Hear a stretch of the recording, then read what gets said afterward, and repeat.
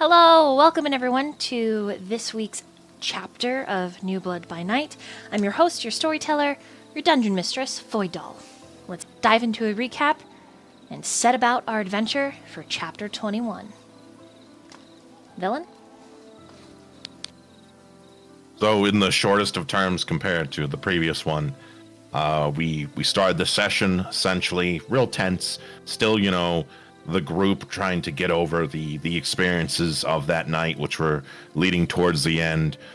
Mariah, now Maria, we are referring to her now, essentially saying that she will be the thorn necessary for Aurora to be the rose, the flower, if you will. We essentially had her go buy the cars, vehicles to more or less think of plans, because right now we have to think of new havens and new ways to communicate using code, finding potentially a warehouse, some sort of means to have an element, but it needs to be done. There was still some tension between Aurora and Damien, even though Damien has been flexing a bit more of a chaotic muscle that he hasn't done before prior to, which usually he was a bit more collected. Mori intervened, saying, he's in control right now. You're the one who's overly emotional. And Aurora, as the introvert, is just very overwhelmed. And she just kind of needs time to think and parse things, think things out. So after Aurora is done, with the assassin, taking care of that, binding the assassin and Hansen, we all eventually split up, more or less. Azriel and Mori go together back to his place to clean themselves up to meet Chrissy. There's a back and forth between the two, essentially saying that, Azriel cares about her, and Mori has always cared about him, but it's just the half measures she can't deal with, and she needs him to commit, whether it's conveying that he cares and not rolling over like a dog, or trying to find a way to, get over this bond that has a hold over Azriel. And that's going to be a big hurdle to get over. They finally are able to go out to the diner where Chrissy is, and as they come back to the apartment, they find that they've been followed this time. They didn't meet Chrissy because it was just too late, because, a lot happened that night. But when they were going back after a certain check, Alice has been monitoring them. Whether she's been monitoring them the whole night or not, or past couple of nights, is debatable, because we've made a lot of noise. We meanwhile, from there to Aurora and Stone, they have a conversation as they are heading out to kind of, decompress, more or less, is, I guess, what a normal person would say, but for a Kindred to relax. Aurora asks some questions about diablerie, how it affects people, how it could relate to Stone and Damien, whether it's, multiple consciousnesses within one, or it's like a switch where it's constantly multiple consciousnesses being swapped at times, which it seems to be, or they're all listening simultaneously, is debatable and hasn't been confirmed. After that back and forth between the two, they end up at this club. It's kind of like a vampire rave. Think of the scene from Blade, that if you've seen that movie. If not, see it. It's great. There's a lot of people, people go there to have fun, to what's the word? I can't think of, people have sex, they drink, they feed, and that's eventually what happened, more or less, with Aurora and Stone, is that Aurora went on the light of her I can't say life right now. What the hell? I'm like Scooby-Doo. The ride of her life. There, see? I tried to say it all excited, but it's just stupid mouth right now. And then that was kind of a fade to black scene, it's a little spicy. We meanwhile from there to Damien, who was left alone with Hansen. He asks him, what are you good at? He doesn't know. What purpose do you serve? He doesn't know. He just wants it to stop.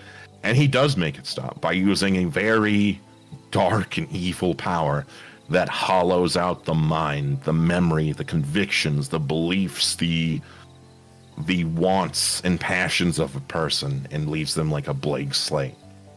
and he gives him that new purpose. He professes him his own personal dark savior, and that he will always be around, even if he's not there, and he will be the light and the shadow, and the shadow and the light.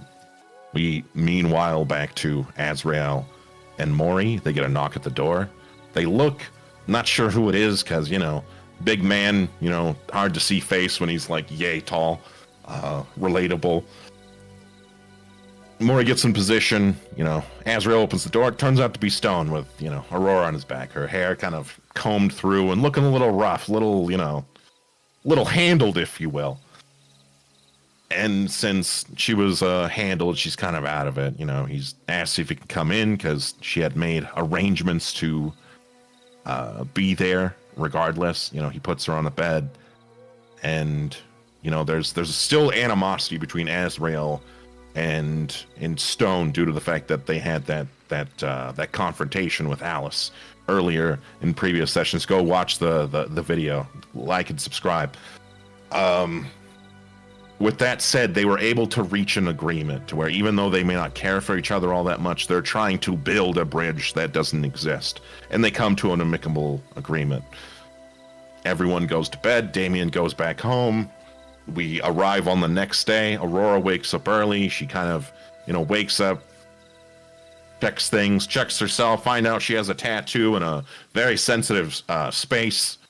And, Fenrir and Nina? Yes, Nina are there. So that brings her joy because it's like, oh, hey, it's Mom. She's here. We found her. Yeah, we did it. Everyone else slowly begins to wake up. Stone and Aurora, he's Mr. Cool now because he has like a hoodie and somehow has like sunglasses, which I'm fine with this because he likes to wear sunglasses at night. So with that said, they kind of like go to a room and it's like, hey, I don't remember the last night. I haven't blacked out. I'm not a blackout kind of drunk, but that hasn't happened since like, about to graduate high school. And he's like, well, some things happen. He's like, oh, that's a thing. Little interesting note, there's a bit of a tattoo, some flesh missing from Stone where there used to be a piece, if you will. And one thing kind of goes to another, and they, fade to black once again, because it gets spicy. We cut over to Mori and Azriel, and with Mori and Azriel, they finally get to talk with Peggy. The assassin and Maria are still asleep, and Mori begins to break it down for Peggy. That, she's not CIA or FBI, is that she's a kindred, she's a vampire, and that the dreams that Peggy did have of being chased is 100% real and true, and that this is kind of the new normal for her, that these things that exist do, that are like stories or folk tales do exist.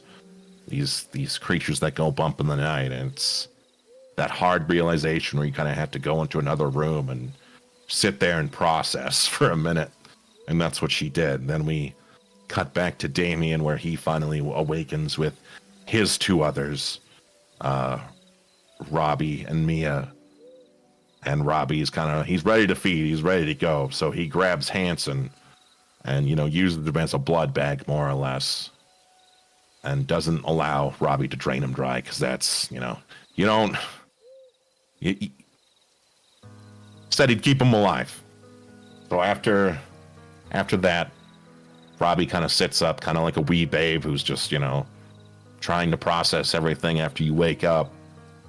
And then Mia calls out to him, and they have this look back and forth. The realization that, this new normal is their new life. And then they get to embrace finally and hold each other, and he begins to cry, realizing that all that comes out instead of tears are just blood, because that's what kindred do when they cry.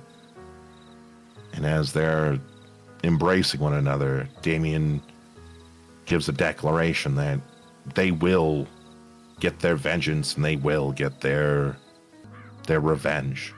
This is their own personal crusade to take back what they lost, because there was so much lost. And then they all embrace, and that's where we ended session. And so tonight we begin Chapter 21. back in Azriel's apartment, where 4 of our coterie members are gathered with a slew of great big puppies. I need everyone to please roll a wits and awareness. If you have sensed the unseen, I am allowing you an extra 2 dice depending on how many dots you have. In Auspex, if you have at least 3 dots in Auspex, you may use 2 dice. If you have 1 or 2 dots, you may use 1 extra dice in this roll. How would that affect Mori, if at all? Does she have sense the unseen? Yes. But we haven't done the thing yet, so. I'll allow it. It's okay. I'll allow it. Sounds good. Sounds good. Cause it's cool. Question, storyteller. People in the room or in the house? In the apartment. All of you. Oh shit. Okay. Sense, and this is awareness and Wits and awareness plus Auspex. So if you have sense Thank the you. unseen, if you have Auspex at 3 discipline, you get 2 dice. If you have it at 1 or 2, you get 1 dice. Okay. Thank you. 4 sucks for us. Okay. So I got 7, actually. Critical. Nice.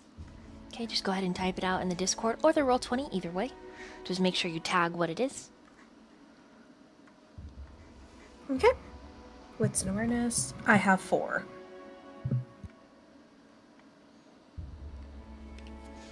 Alright, let me roll for stone. Oh, he also criticaled.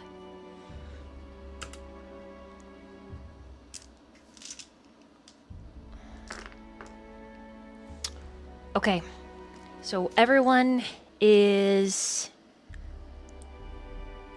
preparing for your evening in your own way. Aurora, Stone, Azriel, Mori. And there is a moment that all of you separate, whether it be I'm going to go to the bathroom, brush my hair, get ready, I'm going to go get all the dogs food, etc., etc. Right? I'm going to change clothes. Let your imagination and what your character would be doing, go ahead and let it, wherever you are, whatever you're doing in this moment, whatever it is that you're doing. For example, if you're cleaning the dog bowls, refreshing their water, getting them food, you pause at the sink with the water running when you feel this. If you're in the bathroom, you instinctually look into the mirror. All of the lights in the house go out.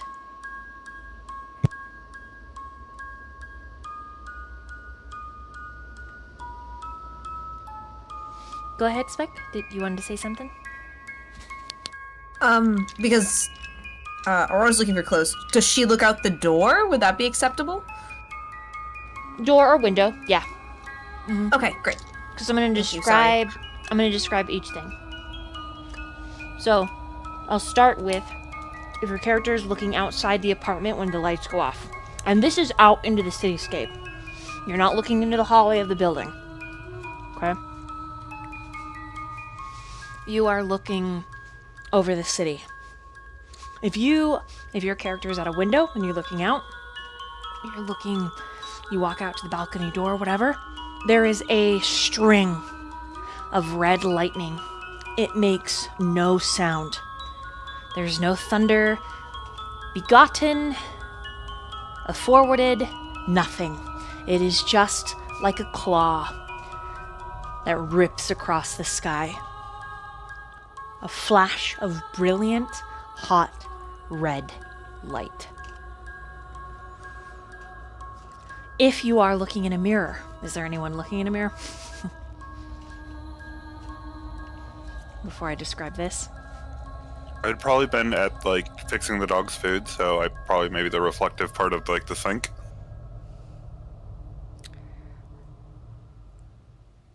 That possibly could work. But what I'm thinking is like, Mori, would this be stapling face, prepping, getting ready? That's what I'm kind of thinking. We did that last time, but we could. Gotcha. Right. Yeah. She would be probably with her sister. So if her sister's in the bathroom, yes, that's where she'd be. Freshening up. I know Stone's in the bathroom. Either way. Because something specific happens fixing up the dog's food, so. Okay. Okay, I'll describe it regardless. I will consider. Let me make a roll for Peggy and see if she's like brushing her hair, having a freak out / meltdown. Or maybe she's. This is after the meltdown. And she's washing her face. Perfect. There we go. We justified it. So, Mori, you're looking in the mirror. And this is something that Stone would see also. Because he's also freshening up. Like slicking his hair back, getting a shower kind of thing.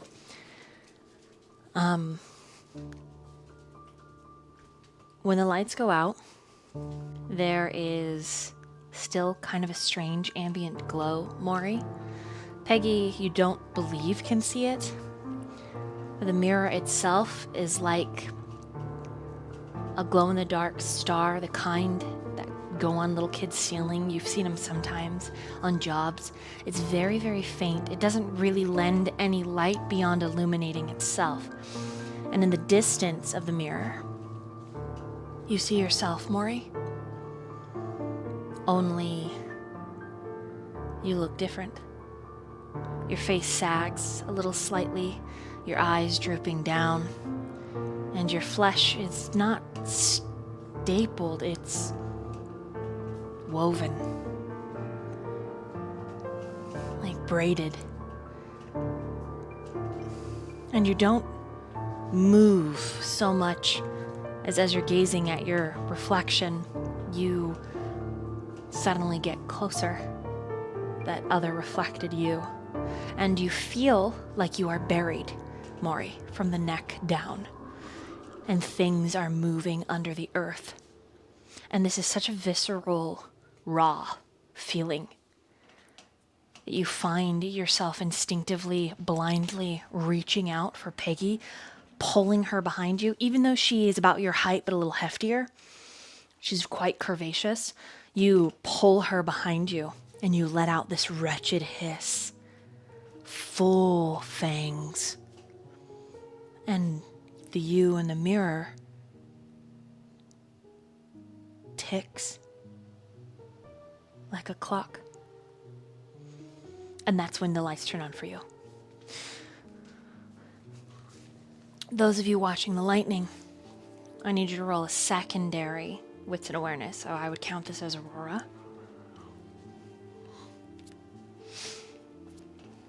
Okay.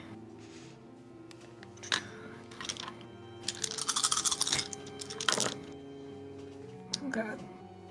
That's another 4. Sucks. Okay. All the lights go out in the city, secondary to the lights in this apartment complex, except for one skyscraper. And all of its lights turn red, and they blink, and then it is only one light. In the center of the skyscraper, a blazing red eye in a blanket of black. And it's less than a second, but you see it, clear as day. You don't know what that building is, however. Somewhere downtown. Meanwhile, you've got bowls of dog food in your hands, Azriel. And one of them begins to bleed. And the kibble turns to worms. And the other one is dirt in your hands.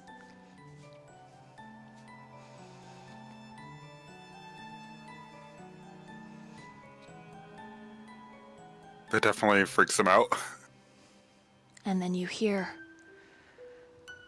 at the end of times, when the river dries, they will be unleashed upon the earth. For I am the Alpha and Omega.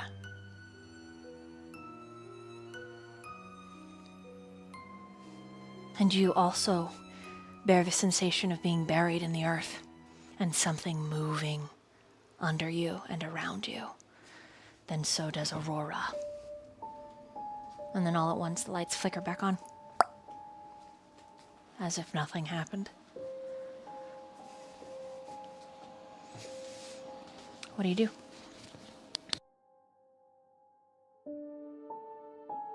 The fuck was that? Stone, did you see that?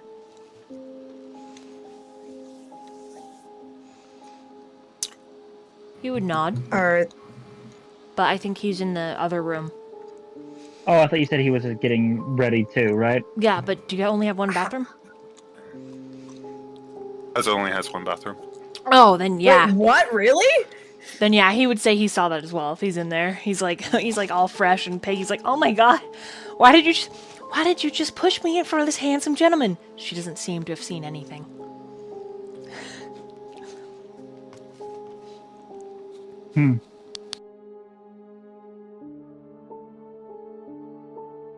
Could that be a power? Never mind. We should go talk to the others.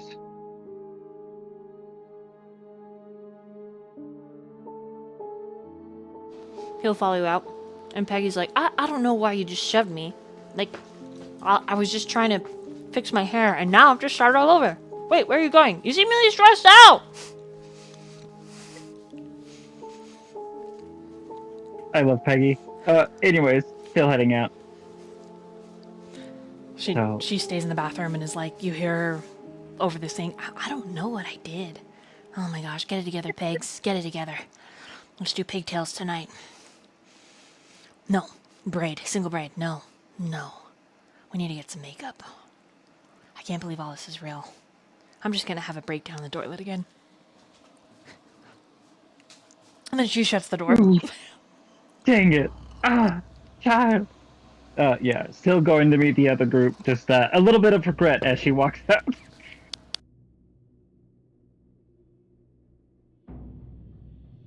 Alright. Aurora and Az. Aurora's gonna frantically look through her bag and look for the book. The Bible. Yep. Okay. You get to it. There are probably about 200 pages that have been burned to a crisp.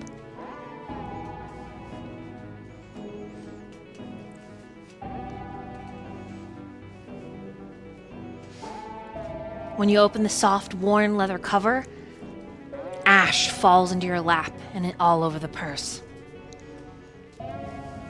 This wasn't like this when I checked it earlier in the day, right? Correct. Shit.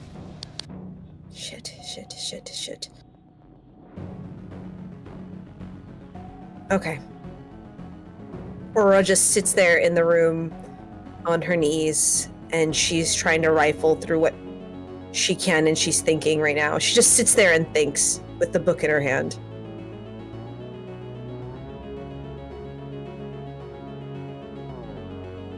Mori comes in and just says, "The fuck just happened?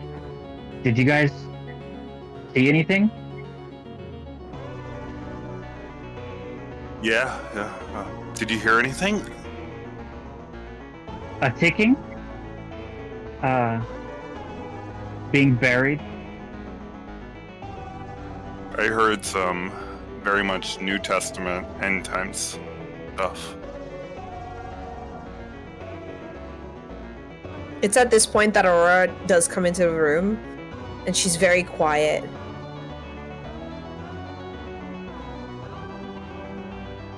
You look like you've seen a ghost? Care to share? I mean, you guys felt it too, right? It was Being buried, or...? the lightning, the sky, all the lights going out.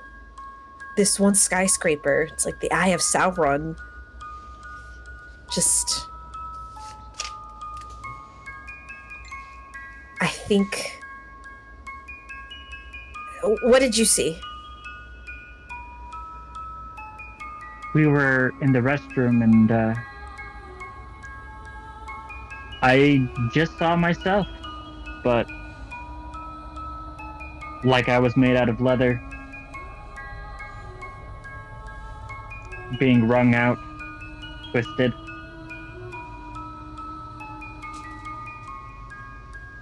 How about you, What? Azriel? The dog food I was preparing would turn to dirt and worms. And I heard something cryptic about the end. And it shall be shown on. It'll be a sign.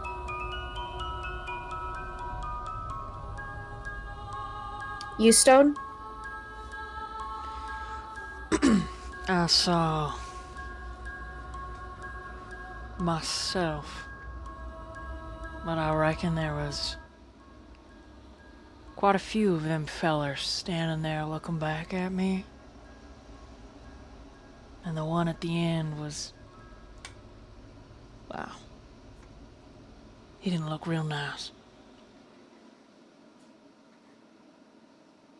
This has to do with Cain. The end of times. As he once told me. The Dark Father? I don't know if the... It has to be. With Azriel's confirmation of the biblical. And this. And she tosses the book onto the counter. With the pages to Ash. Someone. Or something. Didn't want us to dig further and wanted to catch us unawares. Or it's something real old. And it's waking up. And I think that's a lot worse. Oh, for sure it will be. I don't think it will. I think it is. Can't know for sure. Though, whatever's in those caves, I'm a little thoughtful about.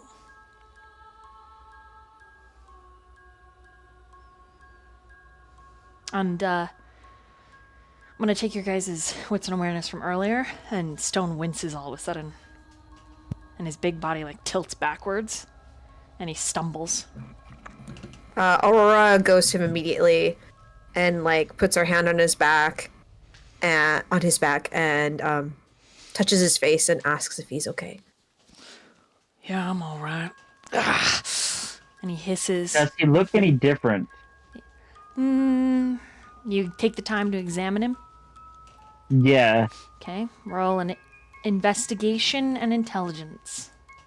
Hell yeah. My best stats. Investigation, intelligence? Mm-hmm. Oh, that's not bad, actually. Oop. 1, 2, 3, 4. 4 successes.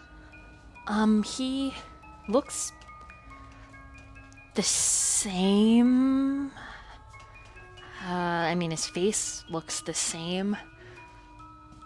He's just contorted in some kind of pain, though. Still has the tattoos, is there the any- earrings. Yeah. Is there any, like, obvious starting point for the pain? Like, does he bend, like, a certain way Yeah. to indicate... Looks like his chest and his head.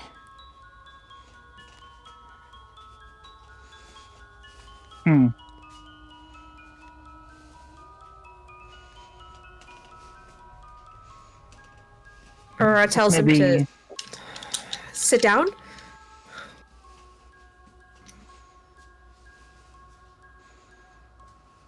He does. But he's still Do you need something hissing to and wincing. Do you need something to drink? All you get are grumbles of pain. Then he kind of hunches all the way into himself, curling in half. And then you hear him speak between his knees. "I'll be fine, don't worry about me." Aurora's going to... I don't have anything. Based on what they've done, would Aurora be able to insight something? Based on how close they are?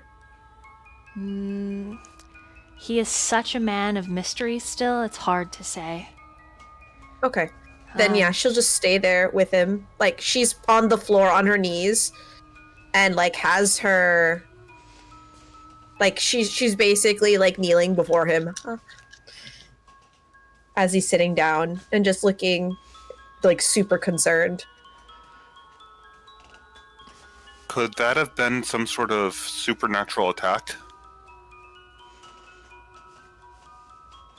I was going to ask if you had any new marks, and she kind of points in the area where, like, his, I think it was chest pain originated.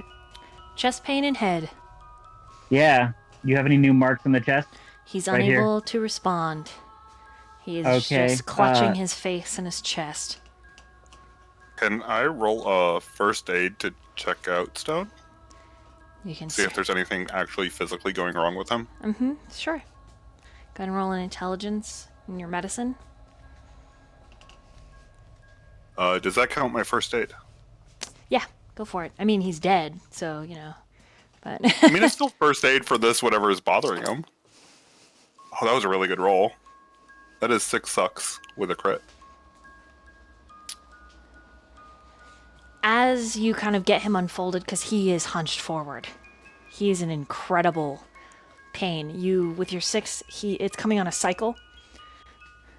Like, he has a few seconds of release, and then it comes back, and then release, and then come back. And he's starting to sweat, little beads of blood.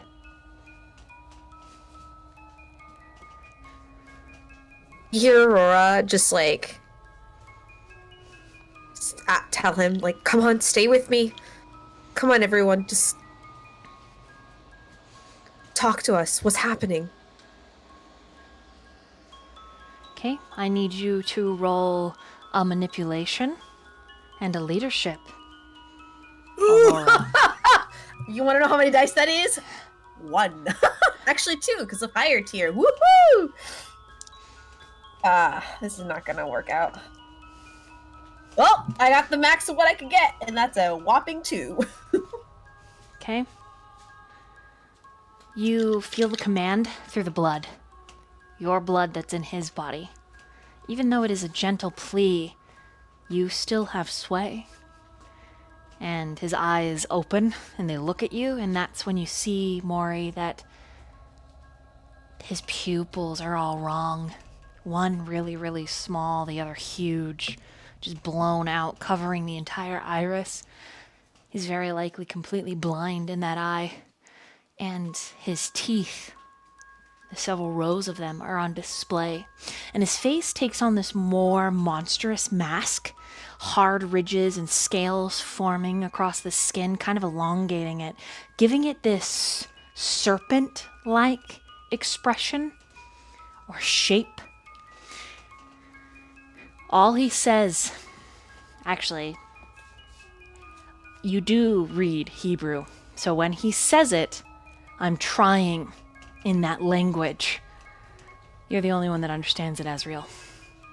Oh. And then all at once, there is a flash outside of red, and Stone stands completely still. And he turns, and he walks to the front door.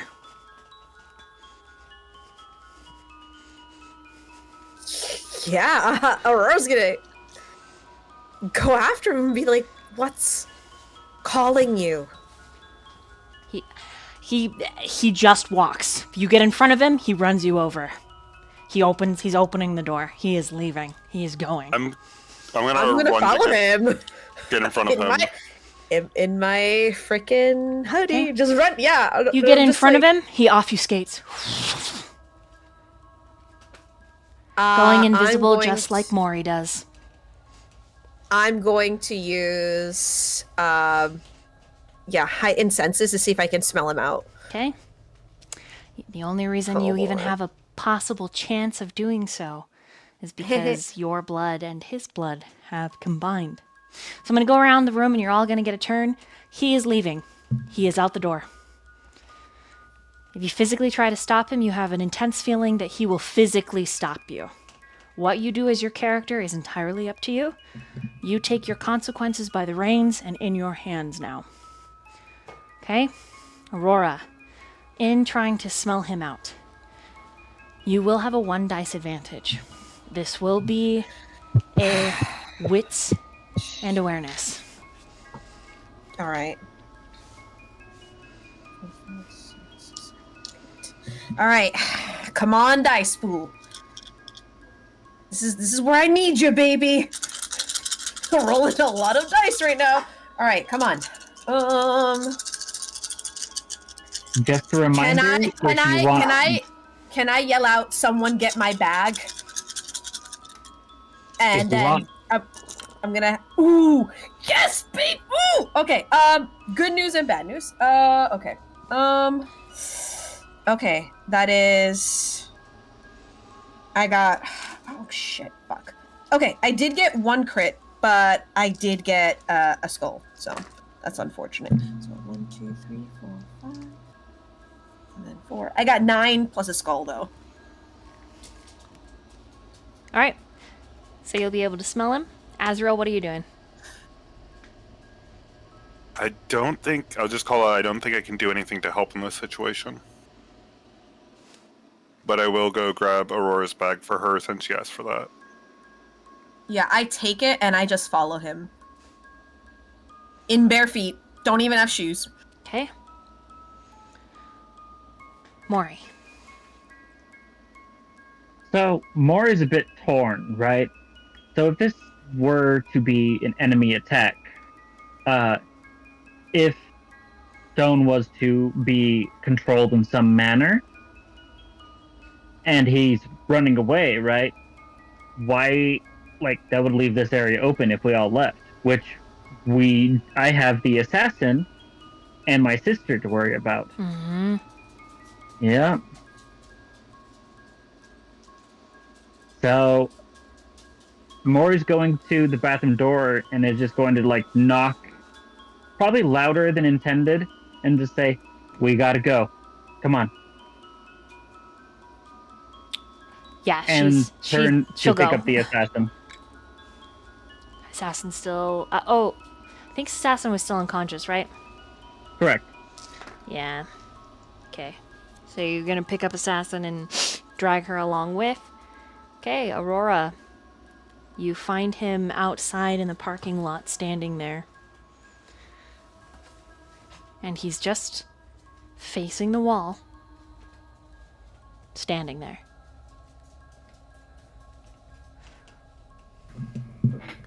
I put my head on his back and I just whisper, "Just please let me in. What's going on?" As you touch him, I need you to roll a composure and resolve. Ooh. I am very glad I spent points on these. Shit.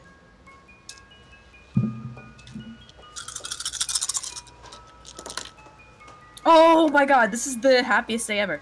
Okay, 1, 2, 3, 4, 5. 5. Okay? 5 is not enough. Yeah. You feel your blood, his blood, make a compulsion in you, and you are dominated. Can I use Fortify the, or can I use Fortify, actually I have, Fortify the Inner Facade. You can certainly try. Well, I'm gonna do it, is increase the difficulty of... Okay, hold on, I'll just put it there in the chat.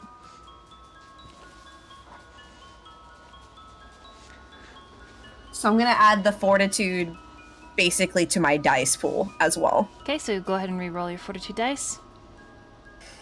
Okay, so do I add the 5 plus this a number? Yeah, so you'll re-roll. Okay, cool. Oh my god. Oh, yes. Okay, I got 1 crit and that's it. So 4. So it's a 9. Okay, with a 9, you succeed. And you take back the blood that is yours. But the fact that there is no physical entity present,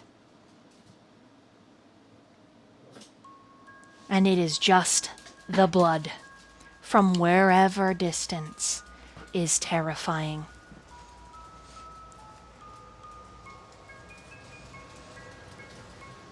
Yeah, You Aurora hear the is door there behind and- you open as Mori and Azriel come down into the parking lot.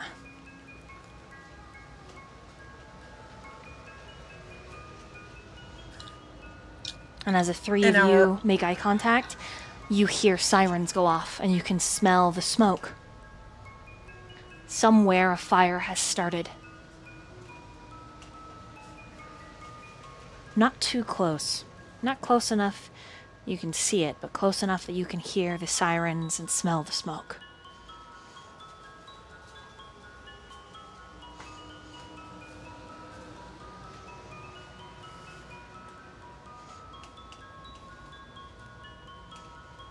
What do you guys do?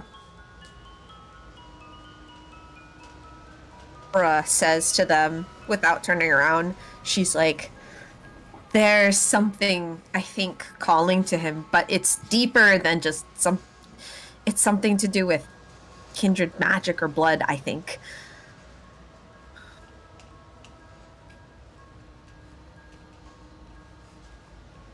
Right. And, do you know where Stone is?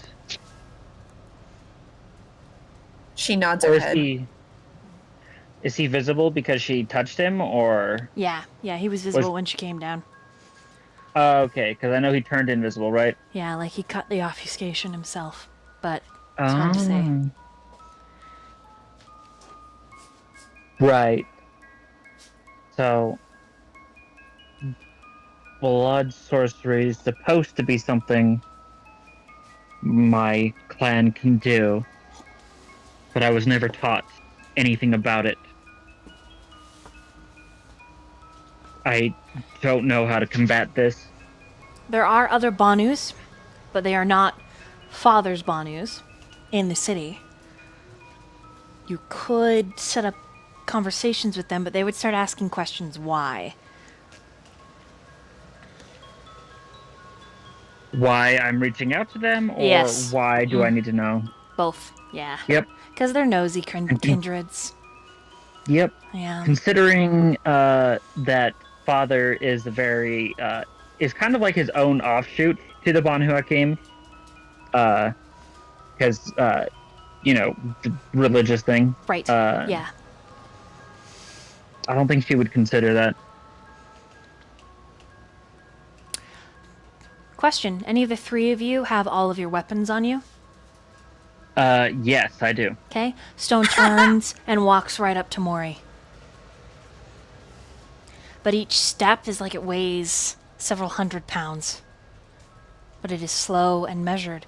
Question, Mori. Where do you keep your stakes? Stakes. I keep them on each leg, kind of like on the side. Okay. It's almost sensual the way he drops to one knee, reaching down your tiny, well-turned leg. However Aurora and Azriel respond to this, that's up to you. But his hand rests at the top of it. There is no expression on the face. There is no indication of anything, just beyond a very stiff touch on the stake. That is it. Okay. Mori's just going to say, with a level voice, Peggy, I need you to back away. She's still in the doorway. She hasn't come out. Sorry, I wasn't a coward. I was ready to cover fire from here. I have a stack of magazines I was gonna use. Just wait. Yeah, I'm not scared. I can't tell. Yeah, I can't tell if like he has like no read, right? There's no. Nothing. I can't tell He is if a blank. he has. He is a blank doll. All right. Well, I'm going to. I'm not going to do anything yet, but I am prepared to like immediately like blink if I need to. And Mori's just going to say, "Talk to me, Stone. What's going on?" Okay, hold on to that. Azriel, how do you respond? Azriel's moving to get between the two of them. He doesn't want stone touching Mori. He's like, what the fuck, you bitch, get away. That's my waifu. Okay, and Aurora. Aurora is watching him, like waiting for him to move because she is worried that he is going to try any like movements to touch him and he will stake someone. Okay. Okay, Mori, you try. There is no response, but something breaks. You see it, and he stands up and he turns and he starts walking away again. Aurora's going to continue to follow him.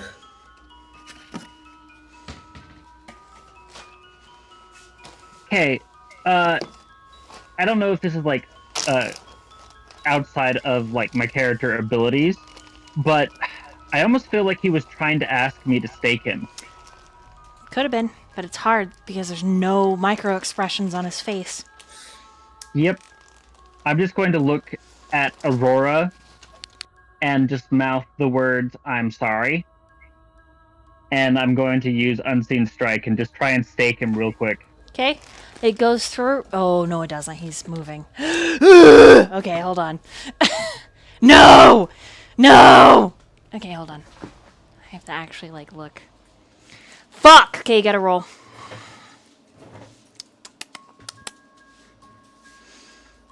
Fuck.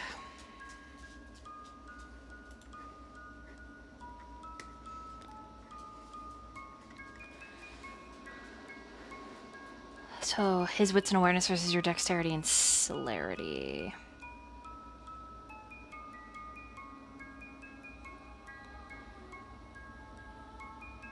I gain 1 level of hunger because it's a rouse double. Let's see. Dexterity, celerity.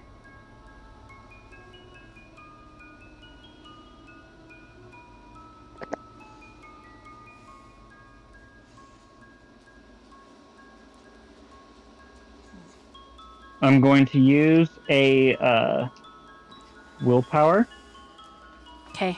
because I'm sure that this will get us killed if I'm not careful. Yes. Alrighty. I will tell you right now. Yes. Uh-huh. It's very dangerous. Can I also rouse to add dice, or is that too much for this situation? I will allow it, but I would also have to allow it for him, so consider that. Okay, I'm not going to do it then. Okay. Alright. So, I'm going to also... 2... Alright, 1, 2... Yeah, so I rolled 9 dice, I got 11 successes Okay. with the willpower reroll. Okay, you barely beat him. And at first, his flesh is like hitting stone. And he smiles at you, and you see all those teeth, his face stretching out, and behind him a tail whips up with a blade made of flesh. You manage to catch it, Mori, and drive the stake beyond that marbled feeling. And he stands there for a heartbeat, for 2 heartbeats, and you push the stake all the way through his chest, and he's still smiling, and it's feral, and he reaches out, and he caresses your face, and then he drops, falling into torpor, still with a grin.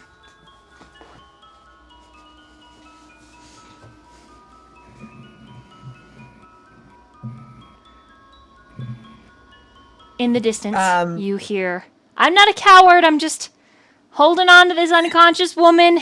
I'm just going to be in the lobby.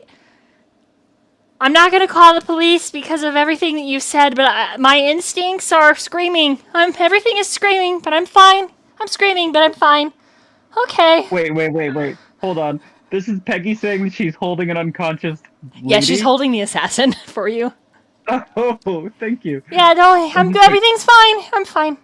You hear the door close. Believe it or not, Peggy. Okay, never mind. Go ahead and roleplay amongst yourselves. Aurora just catches him. He's a big man though, so he's gonna. If I need to roll for that, then let me know. But yeah, and there is because she knows about torpor and staking. Because Stone actually, funny enough, explained that to him. Her. With me, I was the test subject. Yep.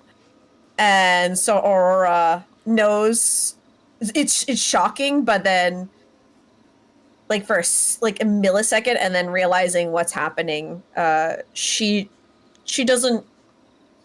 She just looks at Mori and she's like, "Are you okay?" And just holds him. Yes. But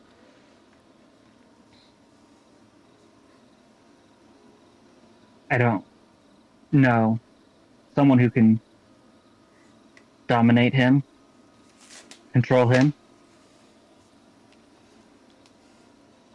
That's a little hard to believe.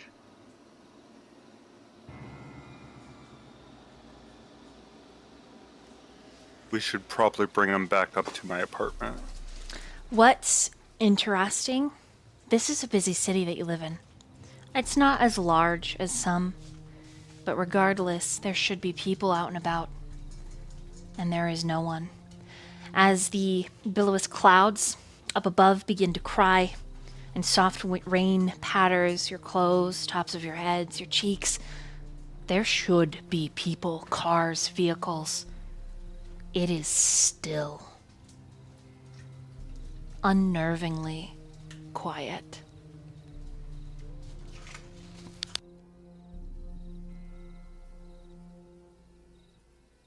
I don't know if your place is safe anymore, Azriel. Oh, I I don't know definitely if- think it's compromised after what just happened. I don't think anywhere is safe in the city right now. The minute Aurora says that, you all feel it to be true. This city belongs to something, and it is making sure its claim is known.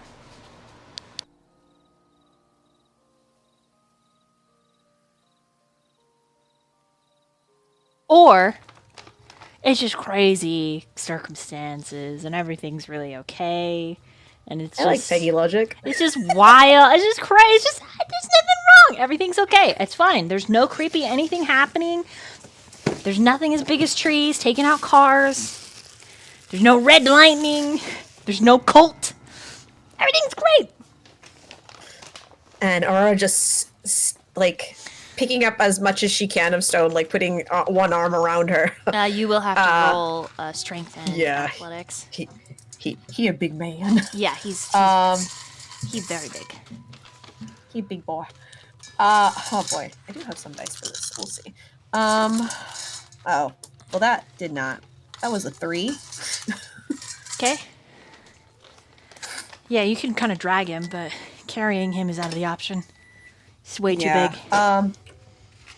I say, Azriel, we need to get out of here. Especially after all that like crafting he just did. He's like 7 feet almost. Jesus. Like, just shy. Yeah, Aurora sounds. He's like, we need to get out of here. Get whatever you can. Just consider this place not safe. Get what you need. Are we going? We can't stay here. Damien's house. Back to clearing, yeah. And she is going to call Damien immediately with one arm.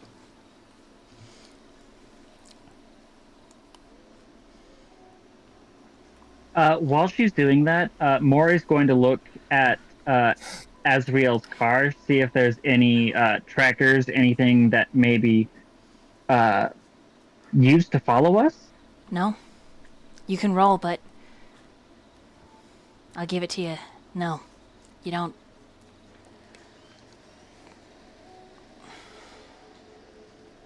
You don't find any in your usual spots. To look beyond usual spots, and this is like pulling up the console in the actual car and like lifting the hood up and maybe dismantling a few things only to put them back together. Go ahead and roll an investigation and technology. Or intelligence and investigation or intelligence and technology. Either one. Do Destroy the car. Let's see. You said intelligence, investigation, or technology? Mm-hmm. Okay. No one's around. Just use some stranger's car. 4 successes? There is a little figurine of a raven. Its arms, its wings tucked in, and little arms protruding from its breastbone, folded in prayer. And you do find it in the console. Part of it looks melted. This is something like Zero would have had to wiggle in place.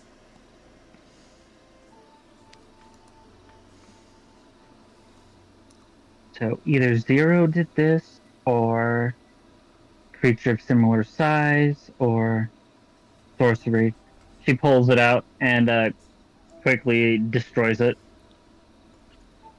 Did you show it to us before you destroyed it? She would have showed it to you as she was talking, yeah. If you were by the car, she's not going to go out of her way to show it to you. How close are we to the car? It's up to you guys. I would have been interested in if she went to my car. I would have stayed with Stone, so I might not see it. Can I roll an occult to see if it's another little lock Yep. like we saw at Aurora's apartment? You roll intelligence and occult. Go for it. What's the worst that could happen? Nothing. Everything's normal. We're all normal here. I'm normal. You're normal. Yeah, that's really good. That's 10 sucks. Yes. It is another symbol of lock.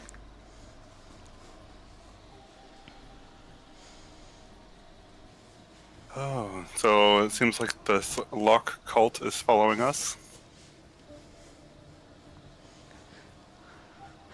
And again, Azriel, you're so you have this moment of disappointing because you were right there. You were about to discover things, but you turned it all off to go. You will never regret helping Mori, but in this moment, you have a bit of guilt that you didn't stay and keep looking.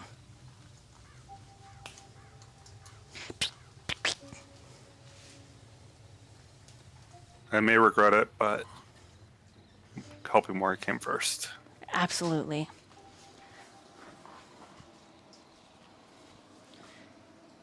Right. Should we just steal another car? Are we Yes. in my truck then? Like I said, take what you need. We need to go. You hear the door open and all the dogs come out. I wasn't sure if I was supposed to get them. I just... No, Peggy! Oh, hi! Hi. Why is he got a big hole in him? Did we just murder Tell someone? you about it later. Okay. No, we'll explain later. Sorry. Weird. Wow, this is a horrible way to go into all this. Wow, this is terrible. I'm just gonna And have then another she- breakdown. Okay. Peggy, he's still alive. Hold it together. Let's go. And I go to Fenrir, and I well, first of all, I say, look for the biggest car or SUV or truck that you can. And then I look at Fenrir, and I mouth to him, I'm scared. He nuzzles you, but he's scared too. I look at Nina. She's the one standing, protecting you and Fenrir. Ears alert, tail tucked, rough, kind of bunched, ready to spring at any threat.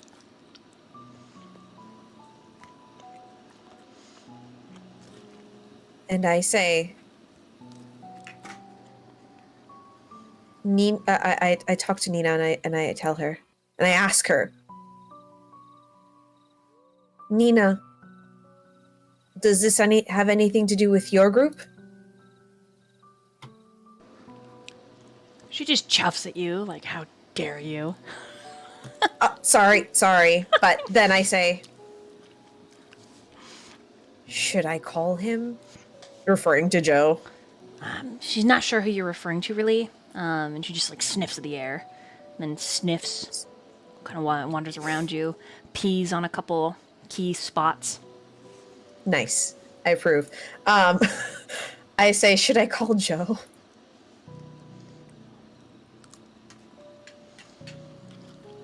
Nina doesn't really You're give saying you that to the group? an affirmative. No, I say that to Nina. I asked that to Nina. Oh, okay. She doesn't really give you an affirmative, but you do call Damien, right? Yeah. I've been waiting on the phone for Damien, but like as it's ringing. Okay. Then hold there. Quick meanwhile. Damien. Are you ready for this? Yeah, sure, hit me. When you come to, it is in the middle of the woods with Robbie and Mia screaming your name and pulling on you. You see Wait, you what? you have chains around your wrists, your neck. You are several miles from your house. Zero is like, "Oh, thank fucking God he's awake." And Mia's like, "Damien? Oh my God." Her face is cut open. Robbie looks feral and a little unhinged. The kid's like basically a spider monkey backpack on you, and all at once your big body slows down and you stop.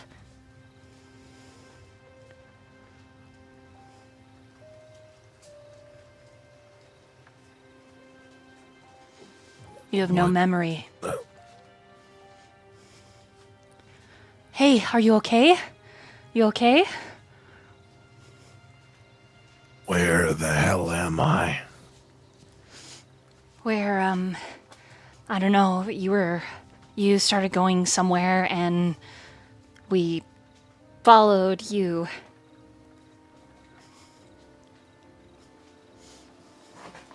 You see that Why? to the chains, your vehicle is hooked to you, and you've just carried it several miles. Damn.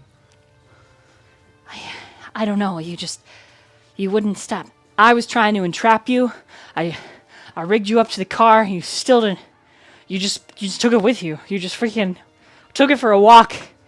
Oh my God. What just happened? I don't know. I just remember being in the basement. Now we're here. Zero's up by your face, checking your eyeballs out. He's got a little pen light in his mouth. Alright, I want you to look at my ear here. Let me see. Okay. You didn't look like you have any seizure activity.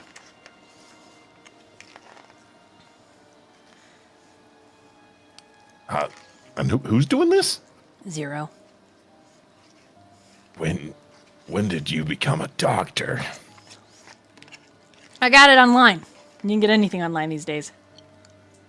He's more of a doctor than you. Mia, looks at you talking to Zero.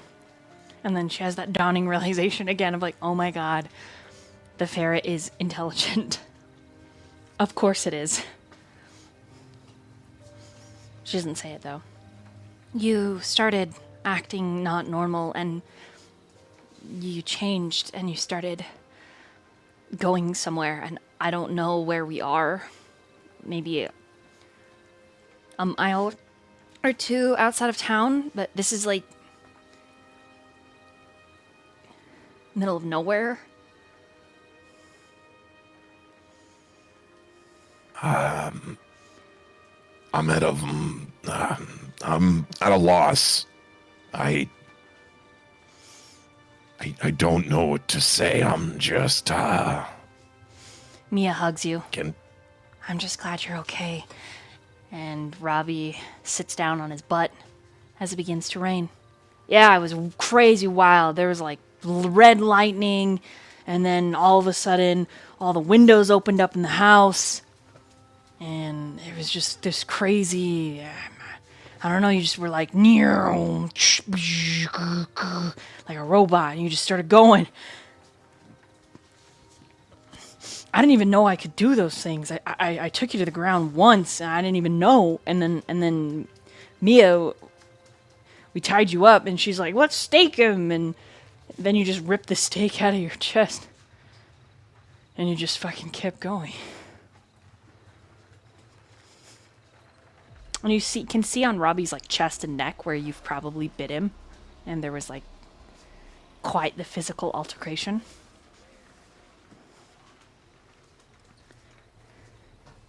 Right, so And I when you- can't be staked. That's cool. When you look at yourself, there's quite the physical altercation. I have no idea. You started talking like a lady. I don't know. You were you, but you weren't, and you ripped it. And anyways, it was crazy. Who the fuck is Artemis? And Mia winces. That's me.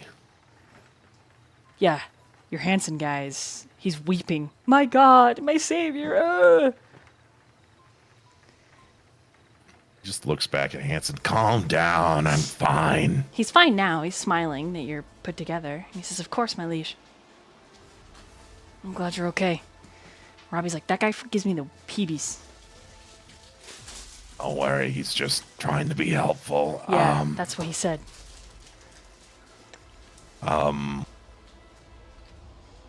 Artemis and I are the same person, because the long short is I ate her soul.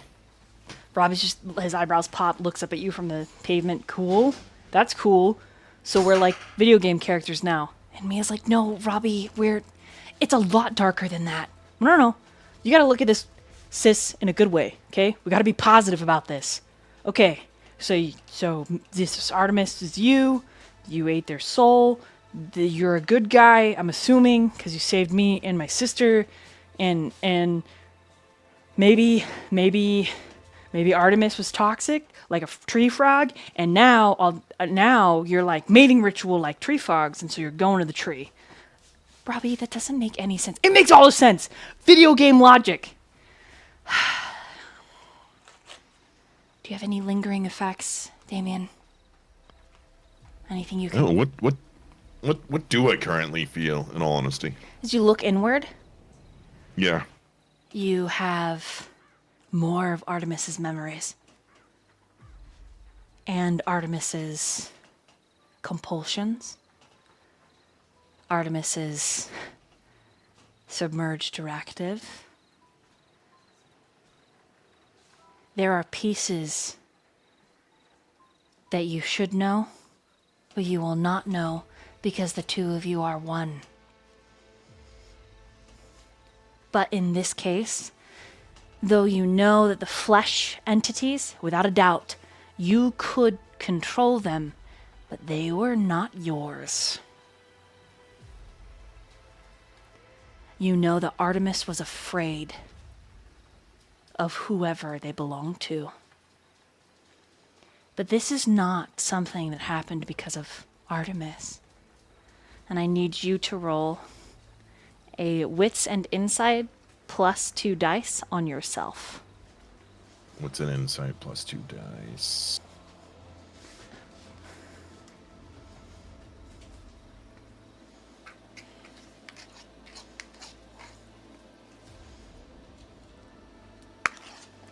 Let's see here.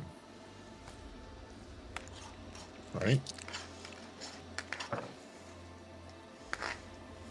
That is... Oh, man. Just 2 successes. Just 2? Mm-hmm.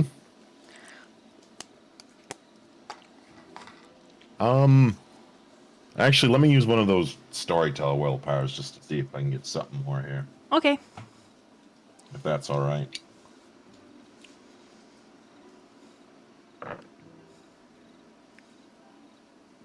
That's better. 4.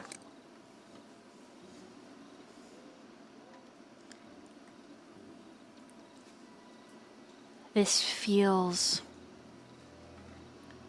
unnerving. Because it isn't Artemis. It was you.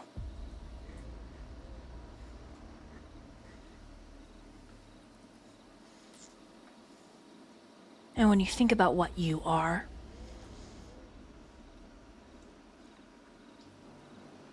Kindred, okay. So is Artemis. What makes you unique?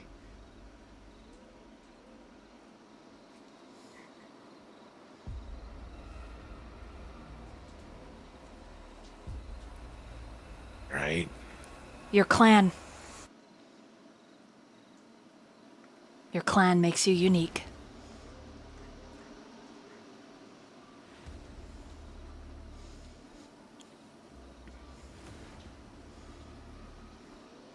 And then your phone goes off. My hands are chained, right? Yeah, but as soon as your phone goes off, Robbie's like, oh, sorry, hold on. And he pulls out a key. I got you. Hey, I'm really sorry that I, bit you right in the face. It doesn't look bad. It's still, you're really handsome, and I'm sure my sister will still bone you. Robbie! What? I am an adult now. 17, out the ass. I'm 18 in a few months, and I died. I'm the monster. You're still alive. I get to say what I want. I'm gonna drink. That's it. I'm gonna get drunk. Can I even drink? Can I even get drunk? I haven't even had any alcohol. This fucking sucks. I don't even... Oh, okay, never mind. Listen, I can simulate that feeling, but yeah, just let me answer this call. Yeah, it's great. I'm really glad. Really glad I get to fucking die a virgin. He wanders away. Robbie! And Mia moves after him.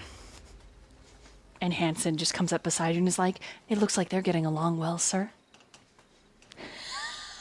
Yeah, they're fine. Zero is just looking at Hanson with a side eye, and he's got this little pen light, and he's considering beating Hanson to death with it. But the phone flashes Aurora.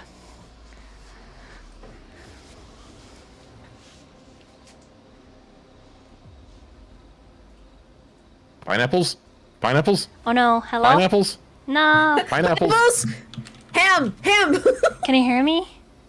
Yes. Oh, okay. Kiwis, woo! Okay, sorry about that. It's Aurora on the phone. Did you hear what I said to Hanson? I did not. Nope. Okay. Was it Just that? Say it again, sorry. he essentially just said, "Yeah, it's fine. Just watch over them. If you see anything weird, you come get me immediately, or scream." Okay. He will And he'll- follow after. And he will answer the phone. Okay. Role played out. Hello? Damien? Yeah. Yeah. Did you feel it? Did you see it too? I wouldn't know. Apparently, I had to be chained to my car to stop me from moving. What? You too? I don't remember anything. All I remember is being in my home. And now I'm maybe a mile out, I don't know, of town. Shit. We need to meet now. Stone also did something similar. He hasn't woken up though. We had to stake him, but we need to take him out of the city. It's not safe. I don't think going out of the city's a good idea, because that's where I was headed. Out of the city.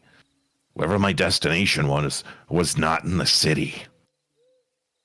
God. Something is calling. It wasn't her, though. No. No, I it wasn't fear- her. You don't understand. It wasn't her. It was me being compelled, not her, me. What? That would mean... Damien, is there someone else you're not telling us about? No one And she else says to it in know almost a about. whisper. I don't know anyone else outside of the circle that I know, other No. than the people that I've met. I Damien. don't know anyone else. No, you don't understand. Is there someone else inside of you? No, there's just me and Artemis. It's literally the two of us. There's no one else there. That's it. There's never been anyone else prior to Artemis. Okay. I think it has to do with whoever Artemis was working for, whatever thing she served. that was in those caves. It has to have been. That's the only thing that I can think of that's I don't was know strong if she in that served direction. anyone. I don't know anymore, because even I don't think she commanded those things. I have conflicted and mixed feelings as a whole. I don't even know anymore. I'm unsure of what's going on. We need. I think this is going to sound crazy, but I think we should go to the bishop. I have to meet Shrike. He's not the person to tolerate tardiness. Do you think Shrike is going to be out? I don't know. But I have to be there. Because I'd imagine there's going to be more payment if I don't show. And as easy as it is to steal money from corporate douchebags, I'd rather not do it all the time. That's true. Burn corporal shit. Anyways, sorry. Oh shit. We need a place to convene that's safe. Do you know anywhere that's safe? But Azriel's home isn't safe. No. The whole city, you don't understand. There was red lightning through the sky. The whole city just for a second blacked out. And then a skyscraper that was, well, within, it was the only thing that was lit up.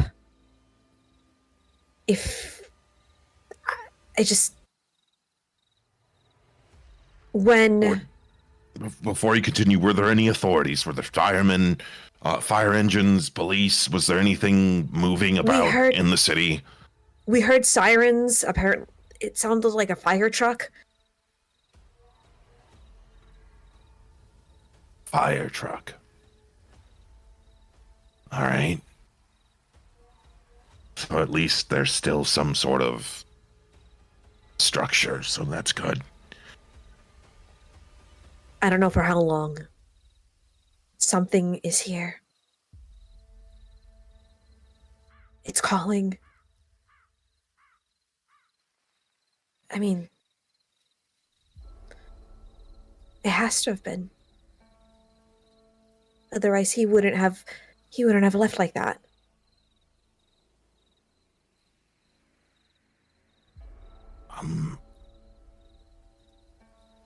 I'm not sure how much agency I have anymore, or if I can be trusted. Shit. I might have to distance myself completely. Even as you say that, I can't go back home. Even as you say that, you realize, like, whatever happens to you, Mia and Robbie, like, whether you can be trusted or not, you need help to shepherd them.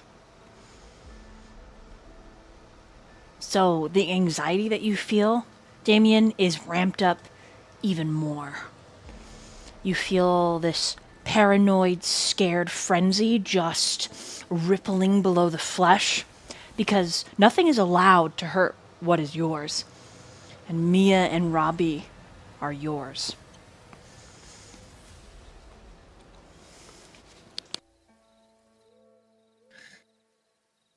I think we should still meet.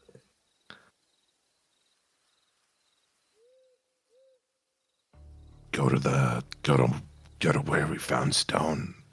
I'll be there as soon as possible. Okay. But I have to meet Shrike first. Shrike is the only destination that I'll have to go to my armory later. I'll have to call her on the way there. Just make it quick. We don't have time. I don't feel like we have any more time.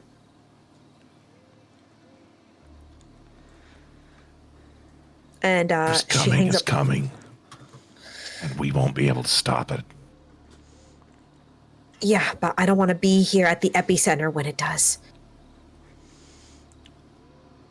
We don't even know where that is. Well, that's all the better that we need to start coming up with a plan. And it's right here. I have a few ideas. We're going to take our first pee-pee break.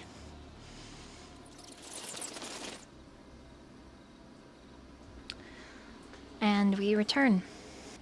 We will slide over to Aurora, Mori, and Azriel.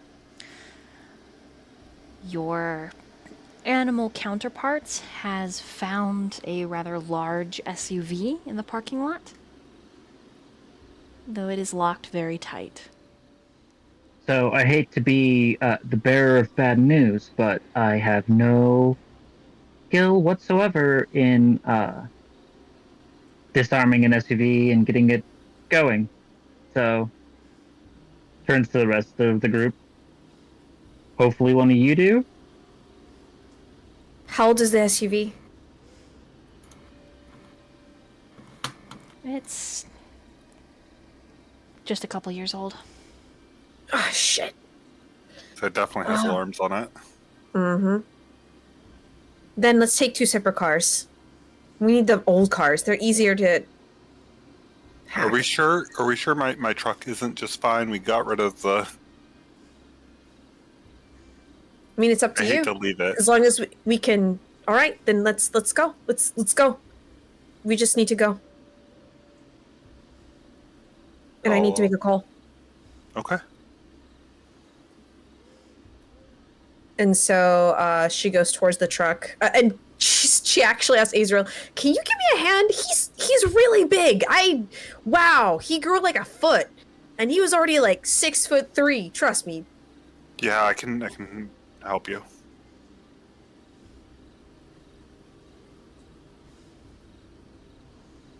So slogging over to Azriel's car, I guess. My truck. Truck. There's a lot of room for all the doggos in the back. Sounds good. We should go. Mhm. I'll sit in the back. I don't think there's enough spots for everyone. No, well, I need to make a car. Yeah. Okay. And so, just puts, just leans Stone to, like, on the side. Do you have, like, the 2-seat truck type thing? Yeah. Okay. So, yeah, puts him in the back and sits in the back with him and then makes a call. Makes another call, so that's what Aurora's doing. We're bringing, like, Peggy and everybody with us, correct? Yep. So most everybody's in the back. There's a lot of unconscious people laying in the back. Mm-hmm. Yeah, look Peggy's really just soft sitting if I get among pulled them, over. awkward, like, this is fine. Can Aurora and Peggy just be sitting next to each other? And she's like, "Oh, hi." It's like, "Oh, hey." Peggy is terrified of Aurora, but gives you a really tight smile anyways. Yeah, it's this super awkward, like, Aurora's, yeah.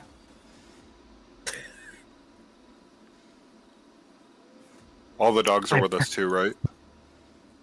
Yeah. I promise, Peggy, she's the least scary one of us. Unless she gets really angry, so don't worry. She's not going to bite you.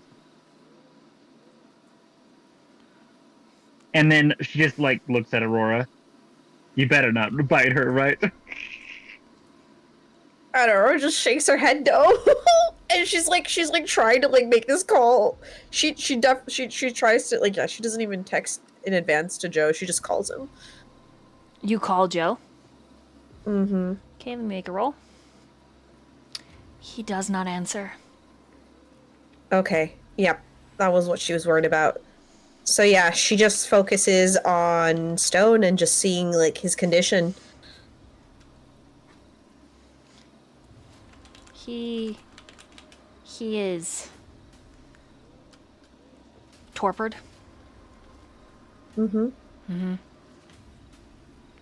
And she just tells Unmoving. him it's gonna be okay. It's gonna be okay. Right. So things just seem to be getting worse and worse.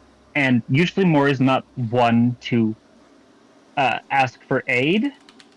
But is there anyone in the organization that Mori could reach out to if she was ever in trouble?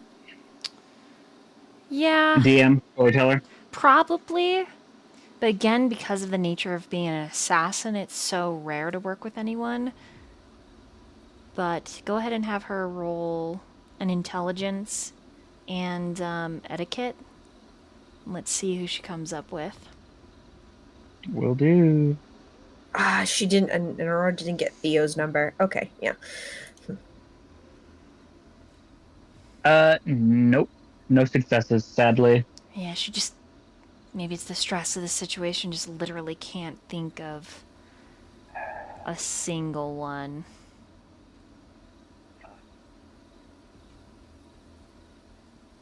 Question, storyteller: how far away are they from the place that they're gonna meet?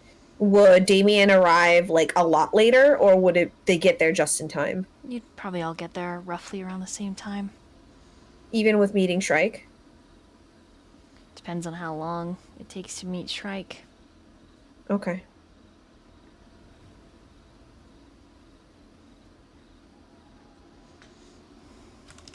Who's driving? I suppose I am. Okay, go ahead and roll a dexterity and drive, please.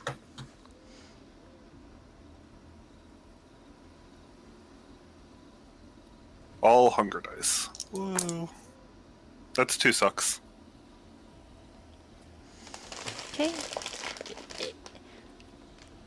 It feels still ghostly. The change is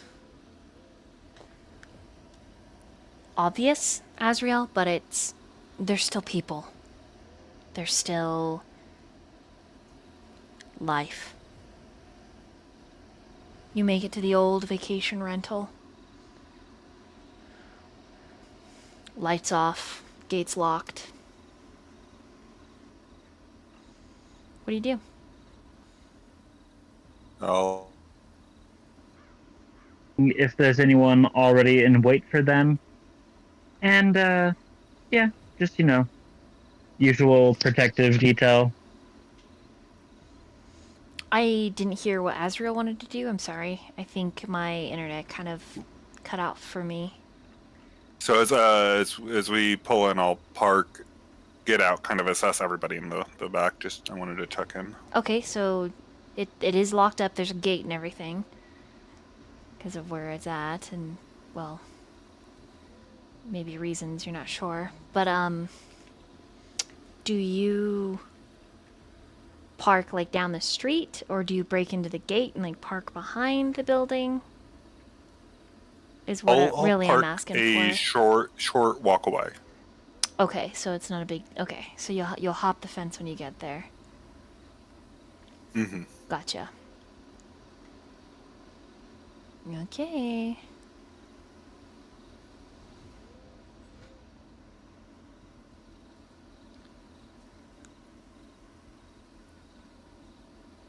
Then Mori, you're going to stay outside and watch, or you headed inside? So as soon as the car stopped, Mori immediately went to scope out the building, so she's looking around any vantage points, just checking them out, making sure that there's not someone waiting for them, so on and so forth. Has to be a little bit more careful with her sister around. Okay, go ahead and roll an investigation. We'll do investigation intelligence. Yeah, or wits. Either one I think will work. Let me see.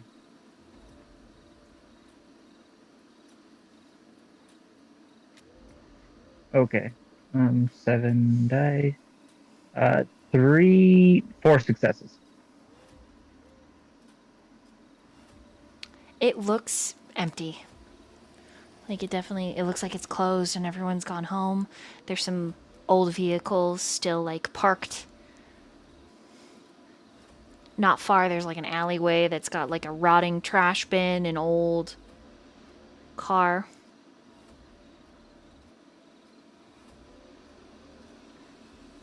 Okay. But nothing, or nobody just kind of sticking around in the shadows? Doesn't look like it, no. Looks clear. Okay. then she'd make sure she's the last one in before, making sure she finds an advantageous place to be on the lookout for. Okay. The other two, what are you doing? I suppose we're waiting for Samiel, so we're all here. I would wait until Mori gives the all clear, and then afterwards I'd ask, "Hey guys, if we're gonna hop the fence, this guy is kind of really big right now."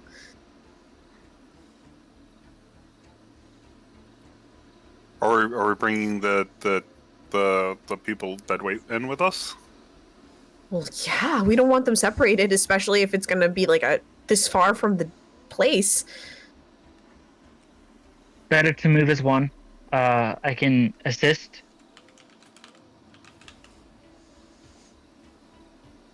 Not very strong, but you know.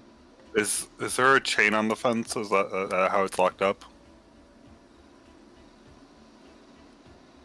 Yeah, there is a chain.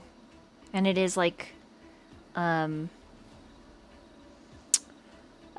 like one of the roller gates, you know? Like they open up into their, yeah. The gates on wheels. Like, how thick of a chain is it? Out of curiosity. Pretty decent.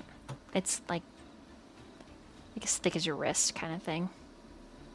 As we are moving, Aurora is gonna tell them, so the thing that happened with Stone also happened with Demian. That's not good. Yeah. But he's fine now, so I don't know if... But I don't... You think we should check in with Stone?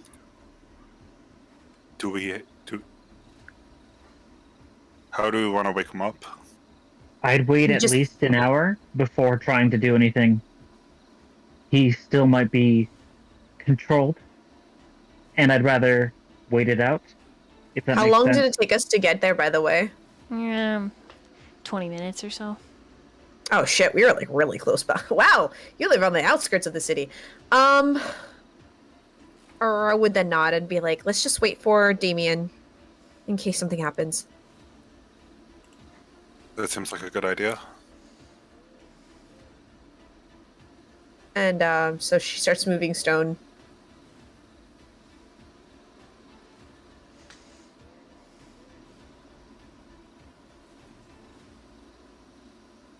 Okie dokie. Assisting with that.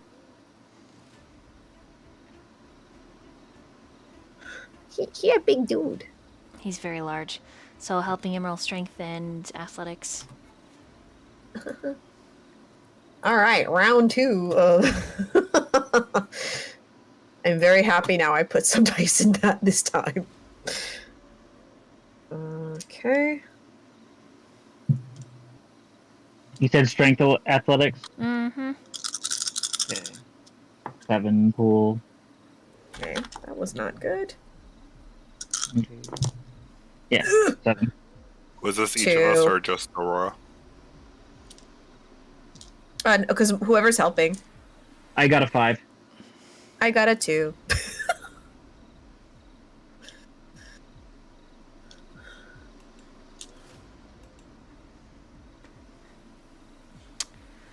All right. A 2. And since she's like the main one helping, let me count. Go ahead and type in what you got. Let's see. Okay.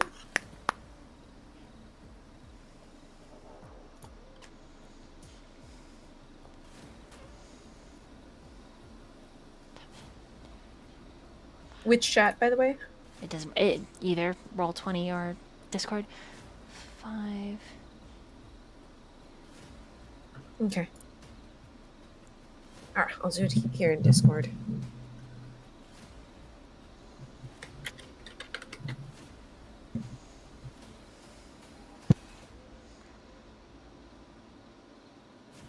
Just the two of you doing it then? If they look like they need help, I'll throw in a hand. You get to decide.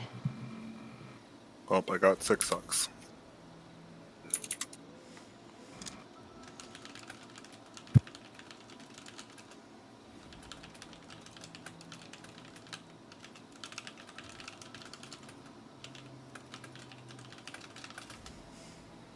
Okay. Between the three of you, you get an average enough that you get him up and over. He does kind of flop down on the other side with a big... but... it's just because he's so big. Aurora just is sorry. Like, looks so awkward. Okay. Anything else for the three of you once you're in? Once you're over the fence and you're headed to the vacation rental place? I think once we're safely inside the vacation rental, Mori would probably reach out to, let's see. My apology. Harper, there we go. And, let them know where we're at. Okay. Wait, Yep. Well, hold on. First she's going to message, "Are you still there?" Yeah. Harper messages back. She's just waiting to hear from you so you guys can meet up and go look for Jake. Okay. And I'll just let the others know. Harper is still here, so I don't think it affected everybody. Huh.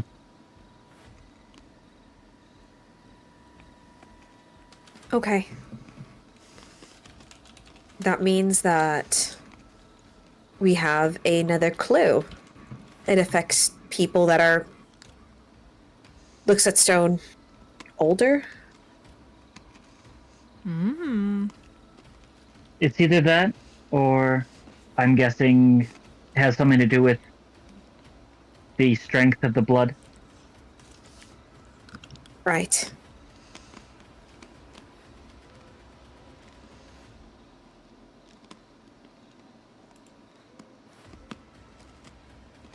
Yeah, she'll go ahead and send the address to Harper.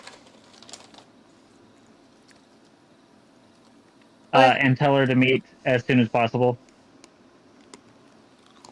Okay. That's pretty much it. All she sends back is, "It's been a bit of a weird night. I'm on my moped.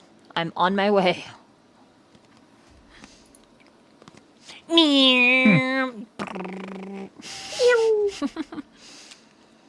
Anything else?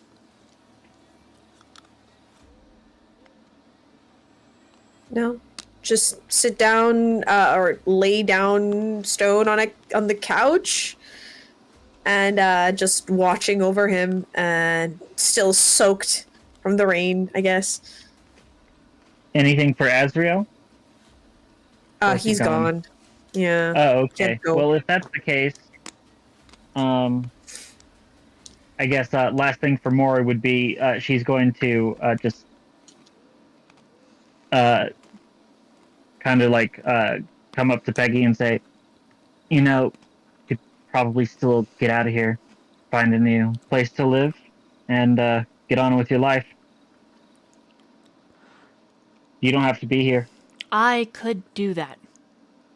Mm-hmm. I could. Yep. I could. But then, I wouldn't be able to prove that aliens are real and that everything I've ever known was actually lurking under the surface is 100% there 100% of the time, and we are just lucky that we never bear witness to it. I might be having a mental breakdown, but I am committed to this X-File agent induction. Besides, I just found out that I had the sister, and, well. Question, am I gonna be chubby forever now? Because I had just started a new diet, and she's really not chubby. She's just a very curvaceous but small female. I feel that. No, Peggy, of course you're not. You're still human. Technically. By the way, can Aurora hear this conversation? Yeah, she's not being quiet. And so she'll be like, Peggy, I have something that could make your career at the precinct. I don't think I work for them anymore. Oh, did you quit? Well, she just looks at Mori. No, I just... That's up to you. Personally, I'd like you to be the justice in the city. You know? Since technically I'm dead and I only take care of supernaturals, somebody has to do the good work, right? Then I didn't quit. I still work there. That's gonna be crazy to know all this and still work there. Holy moly. Are you gonna be okay with work today? Oh. I am absolutely written up. Sorry. But yeah, I have something that could possibly help you earn brownie points, but also is potentially super dangerous. Looks at Mori and winces. Mori just kind of like gives a look back, like it's your choice, right? But it could, and then she says it could blow her cover, though. I'm just saying, like, I have a lot of intel on the Mercy family, and if we can find some good people, this could really not only help Peggy on the force, but it could help a lot of people. Inversely, if it's on the entire Mercy family, it could paint a very big target on her head. So maybe not.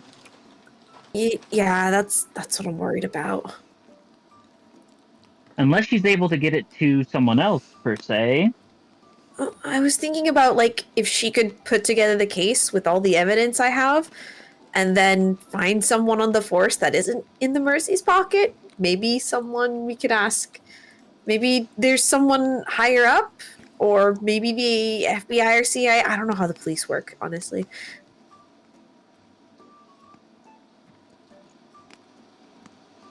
Mora just looks at Peggy, kind of like deadpan. What do you want to do? I'm not going to control your life.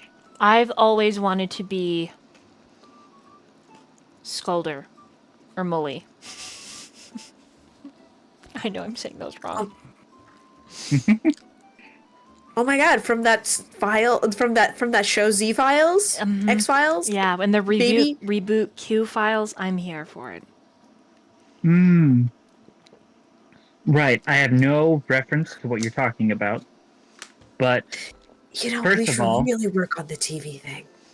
there is no such thing as aliens, but other creatures like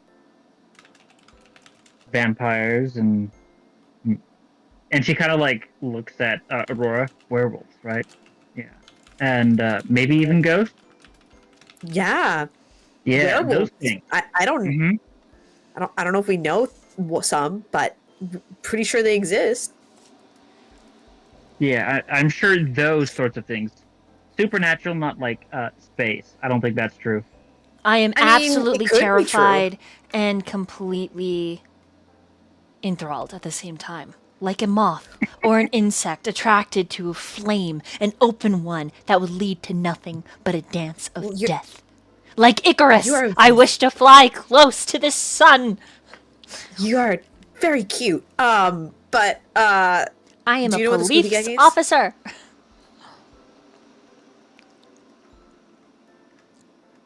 You were saying? Do you know about the Scooby Gang? What is a Scooby-Doo? Scooby? No, like Peggy. She doesn't know what Scooby Doo is. No, I know what Scooby-Doo is. No, but Mori doesn't know what Scooby Doo is. Well, maybe while we're Mori waiting, just has we like could a watch. furrowed brow, just like looking. We could. What's a Scooby? I've been making this reference the entire time, and I feel like You know what? Let's watch an episode. There's a computer over there. I'm sure I can get in. takes out her laptop. I also have it. I don't know if I can connect to the Wi-Fi though. Well, let's go find the box. I'm gonna say here, you can find the box. Here, you can use my computer too. And hands over the laptop to her. Not Yep. the USB drive, but the laptop. Mori, you're getting an education tonight. While they are waiting, Okay. all of this supernatural crazy hullabaloo, and you're waiting for Damien to show up with maybe more supernatural crazy hullabaloo, you watch the very first episode of Scooby-Doo.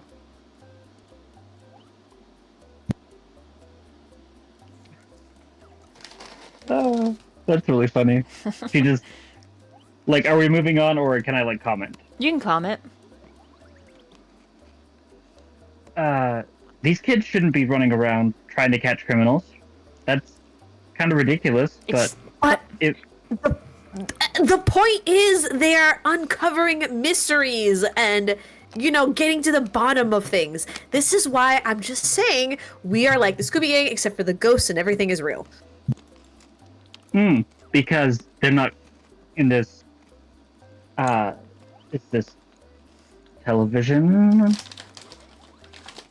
There has to be, but think about it. If there is a group of teenagers, maybe there's a group of like humans that actually that do this for a living, Oh And yes, they're right. definitely.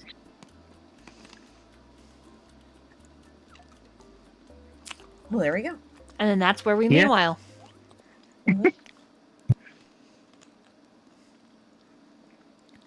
They're called the Second Meanwhile.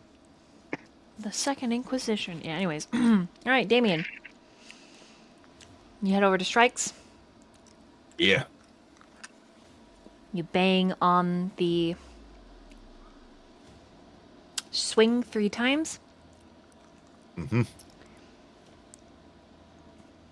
A nighttime bird flies past you, drops a small pebbled piece of paper that quickly starts getting soaked because it is now raining, and then it flies off.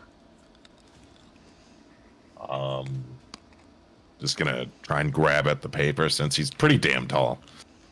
Okay, you catch it. It is soaked. You unroll it, and it is a small missive. Out. Please leave a message or come back tomorrow. Oh, please leave a message with the bird or come back tomorrow.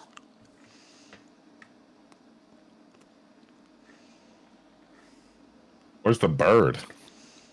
Perched on top of the tree, staring at you with baleful, hateful little yellow eyes. He's gonna beckon Robbie over and pull out his own piece of paper from his jacket. It's like, I need to use your back. Okay. Robbie turns around. Then he puts his head I would say above. Yeah, he's gonna put his coat and just kind of use it like a means to cover himself and then Robbie's back and begin to write. Samiel was here. We'll come back tomorrow. And then he wraps it up and he holds it up for the bird up high. Okay, she swoops down and grabs it. And goes back into the trees for a minute, looks at it, and then she flies into the bathrooms that are near where the swing set. You assume she disappears down some tunnel, but you hear the toilet flush. It's a little weird. Okay, that was weird. Am I the only one who thought that was weird? That was weird. It's more normal than you think. I don't know if I like that. You don't like the idea of an animal being a messenger? I don't know. It's just Hey. the toilet flushed. Did you hear that? Did the bird flush the toilet? Did it go in the toilet, Damien? Did the bird, like a poop turd, go in the toilet? With the weird I cryptic don't know, message Zero, that do you want to investigate the toilet? Does this intrigue you? He's like, I'm on it! And he slams down on the ground and Fucking loves toilets. And smelling bad and poop and stuff.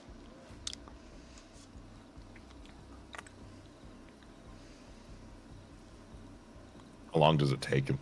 Dude, he's gone for like 5 minutes. You hear it flush. Then you hear it flush again. You hear it flush a third time.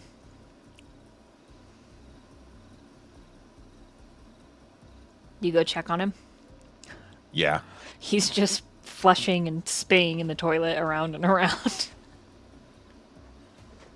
Hold on, as you get So the bird isn't here. This is the music. You Wee! Wee! He's gonna pluck him from the toilet as he's like spinning around. Hey! I was doing investigating. You were surfing.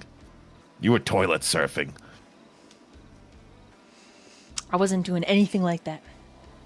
So there's no bird. The bird flushed itself down the toilet, correct? Well, there's a tank over there that doesn't really... It makes a flushing sound, but there's not enough water. Anyways, it's just a big old hole, so the bird probably just... But... I was relieving some stress. I was doing a little loop-de-loop, trying to chill out, trying to calm down. And you know what you did? You stopped that fun. And you strangled it to death. I think you're being overly dramatic. This entire night has been nothing but overly dramatic and scary. It's all right. Things are gonna even out How? When? After we're dead? soon. No one's gonna die. We're all Jesus. gonna die. Robbie's like, what do you mean we're gonna die? What do you mean? We're not. Listen, he just grabs Zero Oh, and starts look to what you walk did. towards the Now car. the kid's freaking Listen, out. I'm freaking out. Mia, we're gonna die. We're not gonna die. Oh my god. Damien just said to the ferret we're gonna die. See, now the kid's panicking. No. Look what you did. You shouldn't have stopped the fun. You wrecked the fun, and now the kid thinks that we're gonna die. Oh my god, I don't wanna die. Mia, we're not gonna die. Listen, Robbie, we're not gonna die. The ferret's just being dramatic. Yeah, says the fun wrecker. You can do this you can do this any time of the day, and you choose to do it in a disgusting, dilapidated I was helping park. you. I was helping you. And I was testing out the waters, okay? I tried all 3 other toilets to make sure that they didn't get sucked into the sewers. It was viable research. Oh my god, he's talking to a ferret, Mia. I know. I don't know how I feel about it either. I've literally cuddled that ferret while naked. What? What do you... It's not like he and I haven't... I don't want to know. Because at least some of us didn't die a virgin. Robbie, this is not the time to be frustrated. I'm going to the car! See, you shouldn't have wrecked my fun. Now the kid's upset that he's a virgin. We're gonna table this, all right? I have to simmer things down. On And- record, my ass. And I have seen you and Mia both naked. Back when I was just a regular little guy before you gave me some of your blood, I saw it all. Okay, pervert, calm down. I didn't really care back then, but now I absolutely am going to make fun of you when it happens. I'm going to say things like, hole in one! Score! Clap it harder! Don't worry, I made little signs. Ones with frowny faces, and on the other side with 10s. You know, like the one Jay has. I'm going to hold it up. I'm going to hold it up, depending on your performance. I don't think you're the judge in that situation. Doesn't matter. I might be ace, but I know. I've seen a lot of television and a lot of leaked videos. I use a VPN most- so I can get on that hub site. You know what I'm saying? Lord almighty. And he looks at Mia like I'm so sorry for his behavior. She's gone after Robbie, and she's like, "You're just feeling a little more emotional because of what you are." He's like, "What do you mean because of what I am?" "Because you're a kindred." "That's why I'm so angry? God, I feel like I'm going through puberty all over again." "Well, you kind of are." "God!" And he like picks something up and throws it. Ah! All right, everyone, let's get in the car. We'll talk on the way there. Robbie, it's fine. No one's gonna die. You won't. You could still have sex, okay? What? Yeah, you could still have sex. How? Okay, we're not gonna have this conversation with my little brother, right? You're not even an adult. It doesn't matter. I'm gonna be. My birthday, and then my 21st birthday. Yeah, and he gets in the car.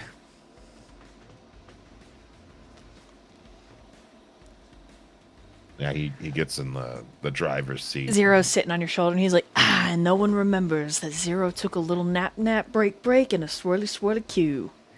Perfect. I'm so good at this subterfuge. I should be James motherfucking 00.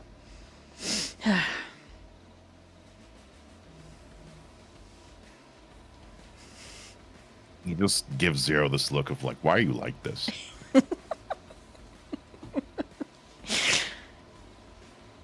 It's all right, Robbie. Everything's fine. Nothing. We're just different, okay?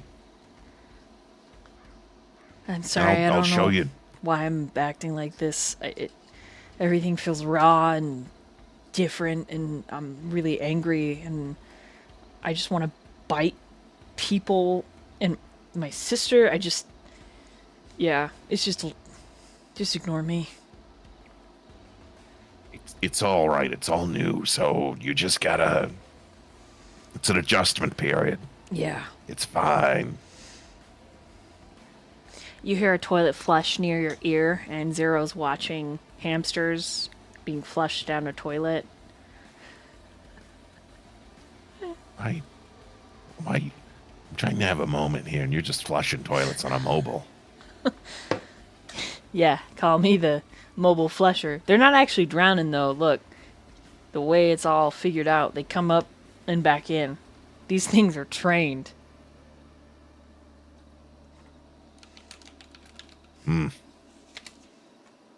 All right, Mister. I'm gonna train hamsters to infiltrate the sewer system.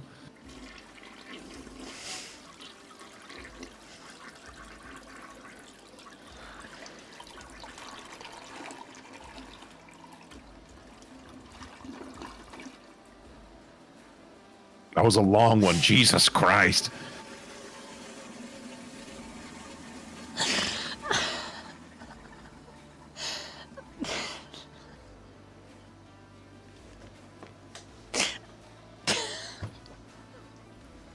Okay. We're gonna go to the vacation home, and you're gonna meet everybody. You might not see one of them because she likes to be invisible. The other one's pretty naive. And one's just really big and tall. And then the other one looks like a twink priest. Okay. Mia nods, and then meanwhile, Mia reaches over, takes the phone, and shuts it off. Hey, she's rude. Yeah, I'm all right with it. And she points at Zero. And then to you. Can he understand me? Tell her no. Yes. No, fuck you. Fuck you. Flush the toilet on your phone one more time, Zero. And we're not going to be friends. Wow, she's really intense. Tell her I don't like bullies. That's so rude. He said, sure, yeah, he's all about it.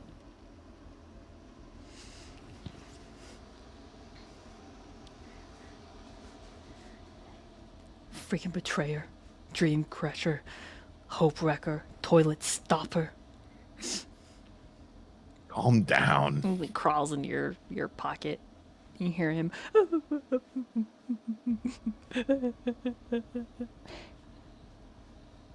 And then you hear a bunch of candy packages unfurl, and he just starts chowing. It's fine. He'll just eat his sadness away. Mia just puts Thank you. Zera's phone in her pocket.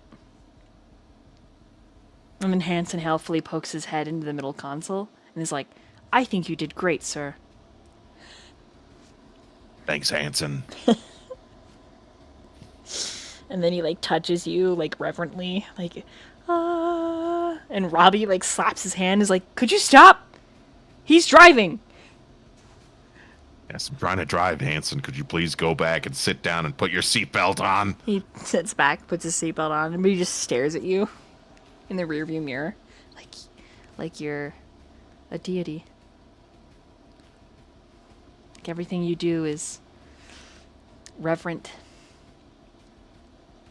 and rarefied and benevolent, a benediction to your existence. He just looks up in the rear view once, kind of just moving his eyes, rolls them, and then just continues to focus on the road.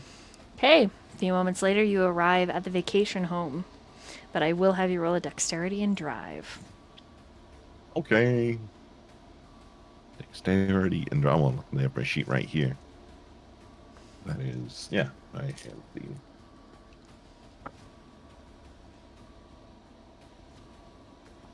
That's 3.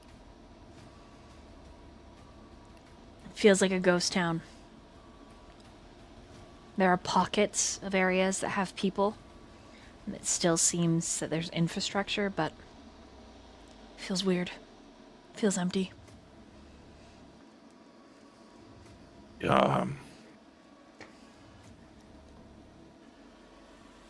you think it's strange that there's like so few people intermittently? Mia says absolutely. I probably should tell you what we were hunting.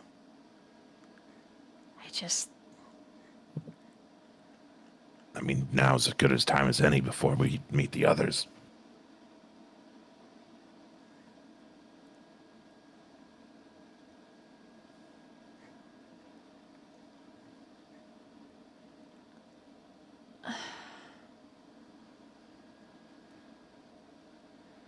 I'm beginning to think that what we were after isn't actually what it was. But our cousin is very deep into occult studies and spent time across seas, several years, digging into the earth and discovering secrets, old knowledge.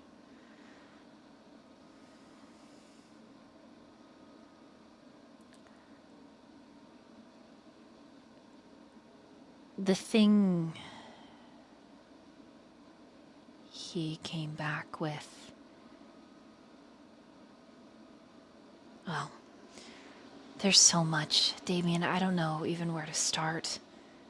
Half of these things, Robbie, yeah, Dad said he was going to tell me, but he folds his arm and looks out the window, just staring at the rain.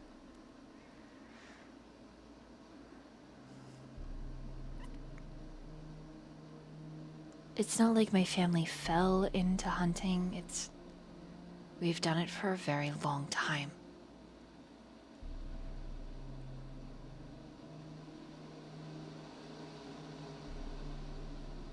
A long time. So it's just a long-running tradition, then. Yeah.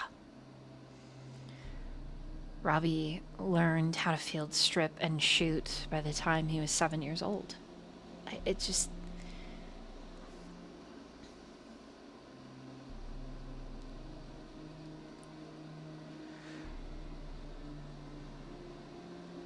Why pursue something so unbelievably dangerous? Because it hurts people. Because way back in the day, an ancestor of mine was taken.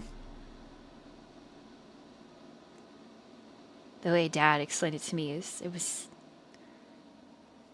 a father's vengeance and retribution to hunt this thing. Because it took his kids.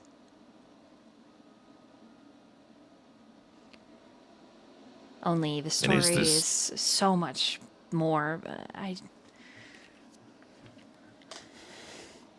Sorry, go ahead. And is this the same thing you've been hunting for years? Or is it just leading up to this?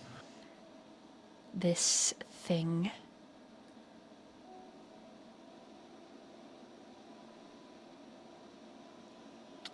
A harbinger. That's what it was called.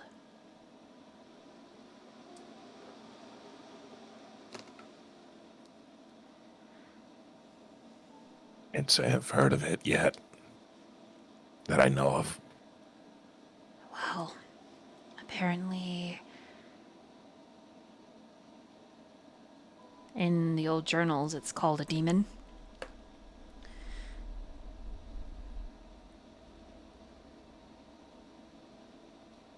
It's called metamorphosis.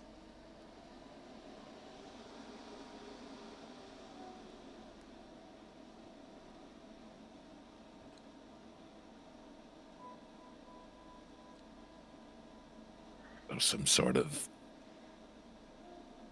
shapeshifter.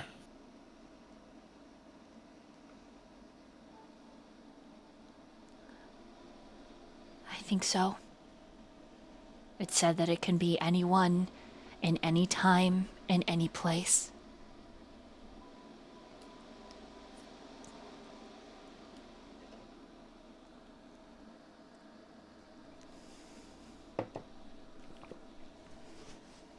And what you went after was, I take it, updated information on whatever it is. We thought that these creatures made of flesh were... because in the past they've been connected to it. I guess hundreds of years ago there was a city.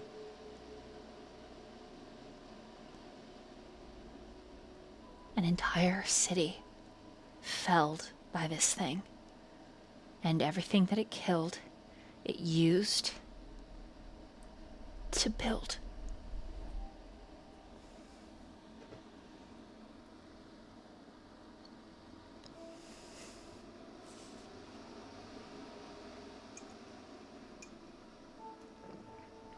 So did it just add things to it?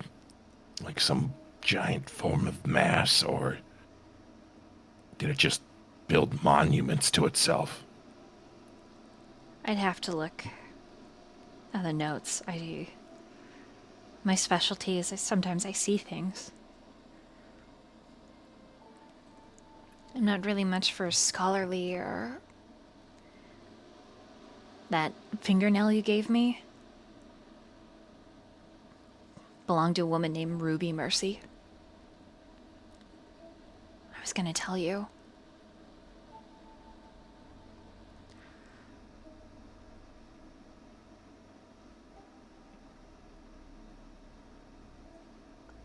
Whatever it is that's Mercy, happening with this thing, this demon, we have a few names for it, but it's...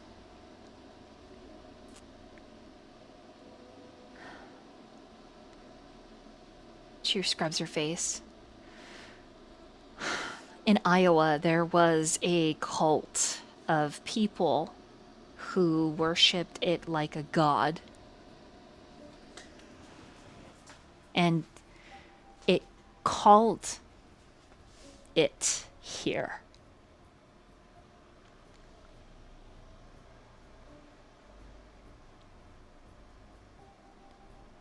My grandfather followed it from Europe. I guess. And Robbie is sitting like straight backed. And he's like, what the fuck? Yeah, Robbie, it's... Dad was gonna tell you, it's just...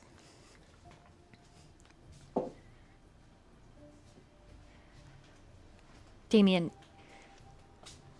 it can be anyone or anything.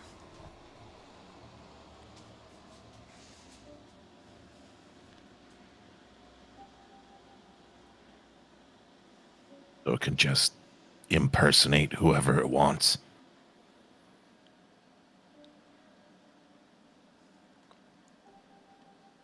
Anything.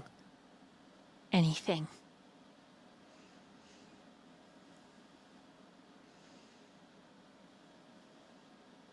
Okay. That's... And it wasn't only Iowa that it was worshipped. All over the East Coast. Like old Call of Cthulhu shit. Rich people getting together, selling their souls, but this thing took it all, Damien. Flesh, bone, blood, souls. The missing persons reports. These caves.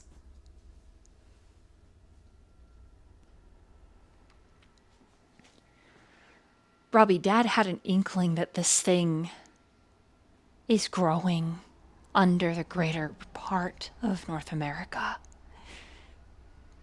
And we were hoping to find its mouth, to crawl inside, to kill it once and for all.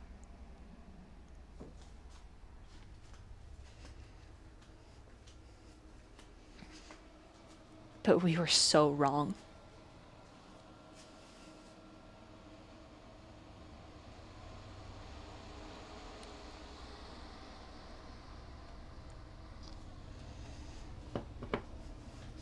I take it what you found was just a bunch of flesh monsters. And death. So much death.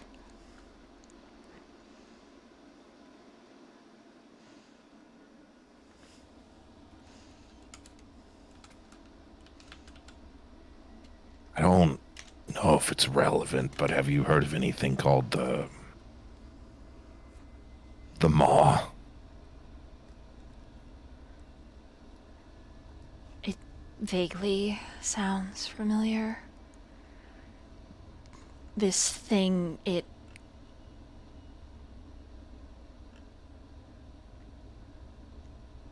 it's so powerful.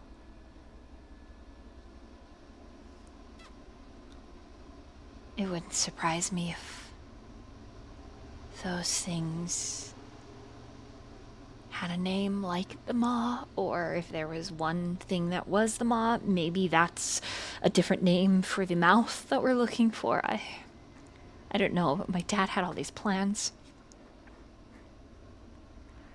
He had all these plans.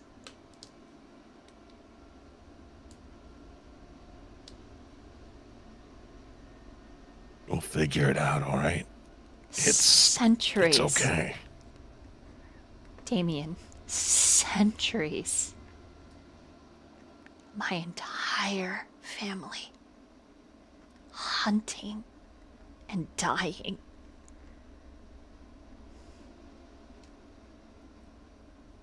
And I don't think anyone is strong enough to kill it.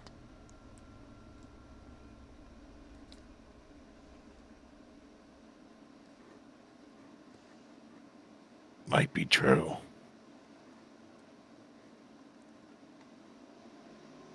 Gotta at least try, though. And that's when she breaks down in the car.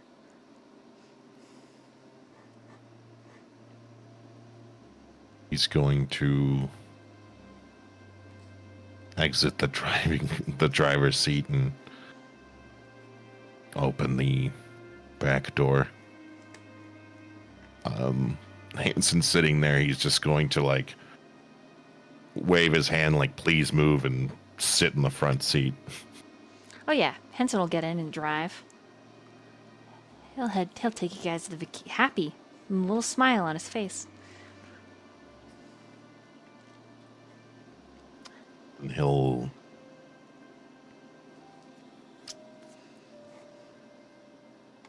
get in the back seat with me and hold her in his arms.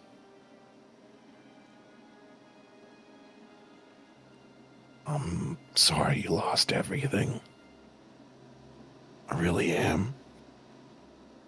And I imagine you and Robbie just being the only survivors is just the level of guilt I can't even comprehend.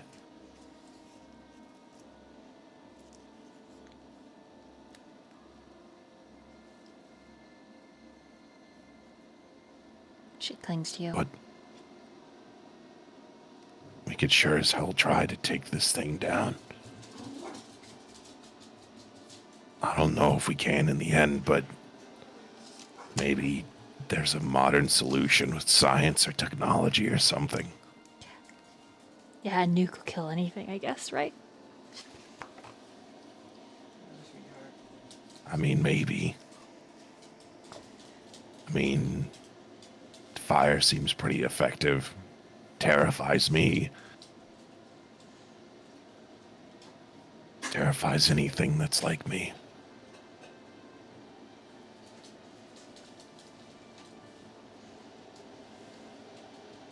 I know it's probably the worst feeling in the world to be comforted by something you used to hunt down and put down.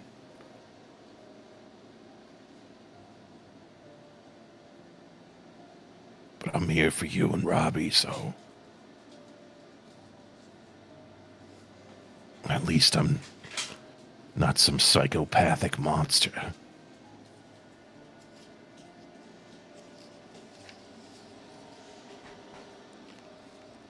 Robbie at this point starts kind of crying, sniffling, but doing his best to hold it together because a lot of reasons. But Mia she just bawls. It's silent sobs, shoulders shaking, just clinging to you.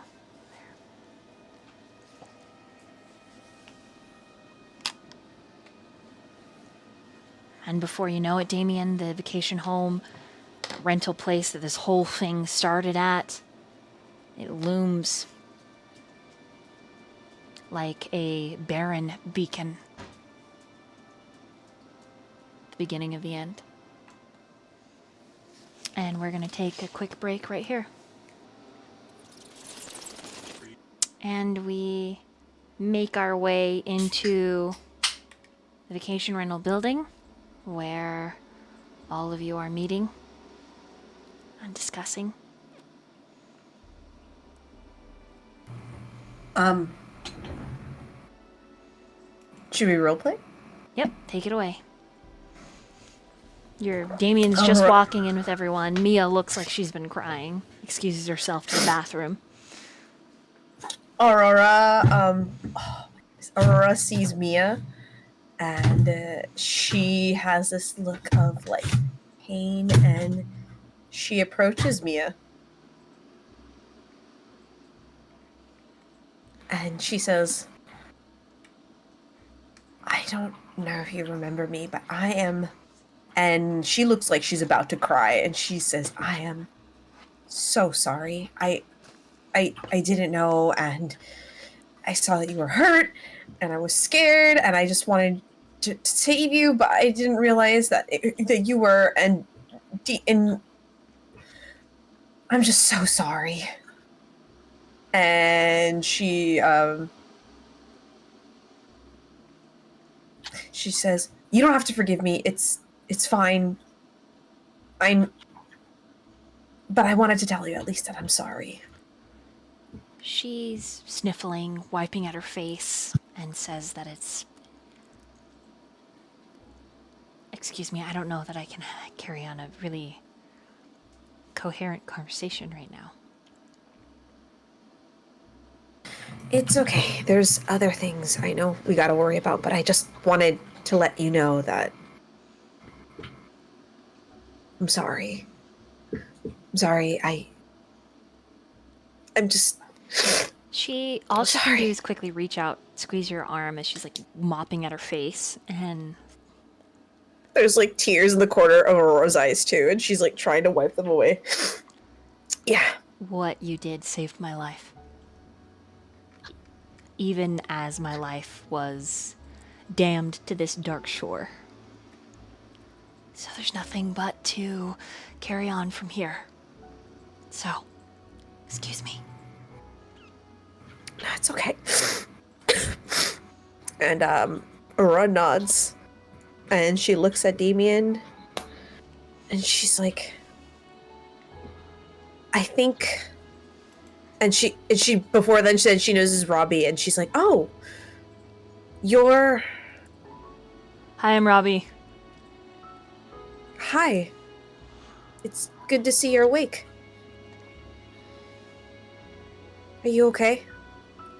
Yep.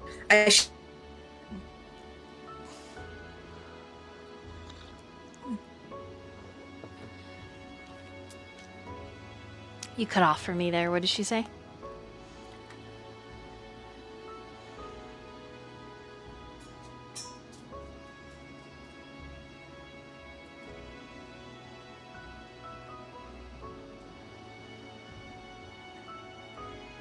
She kind of like says, we had to put him in torpor. He might look a little different. I don't know if you want them to see that or be in the room when we try to take him out so we can all talk about what happened. They're both adults. They can handle it. She just nods her head and then goes to the living room where Stone is laying on the couch. About how long has it been? About an hour. Right. I'm going to take it out now. So if you're not confident in your abilities to survive, I would recommend you vacate to another room. Let me do it, Mori. Please. I was the person who stabbed him, though. Yeah. And I would prefer any anger be thrown at me.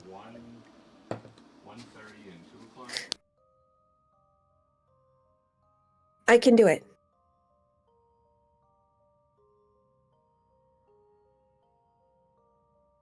Please. Fine. I'll be right behind you, though. Yeah, Aurora is gonna invoke toughness. So that is gonna require a rouse check. She's not hungry. And she's gonna take out the steak.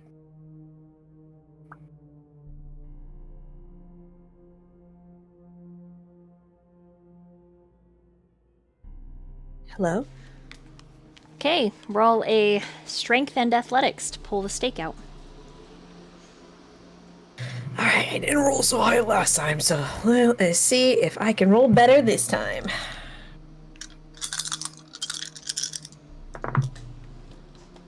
Okay. Just one crit, that's it. So that's 4. Alright, you remove it. And there's like an audible, unneeded exhale. And then his body, you see it like start shrinking and snapping and popping. And then all at once he's blinking, opening his eyes, slowly sitting up as if he's sore.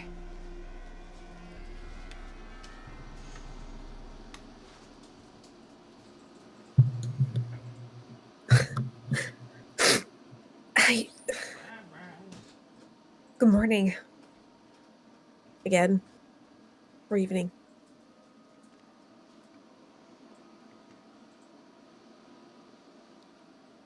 He just blinks at you and at everyone in the room.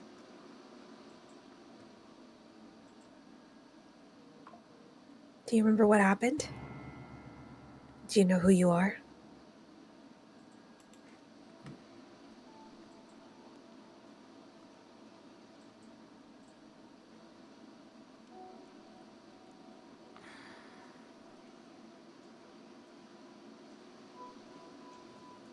He's squinting as if he's just not entirely sure. And then he kind of gets a little smile and says, I suppose I owe you a thank you.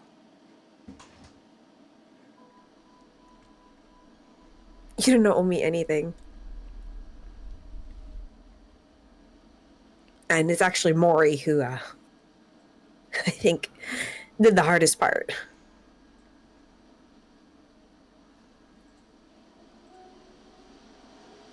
She'll just kind of shrug. Don't know what's happening, just didn't want you to get mind fucked. Appreciate it. Though I don't really.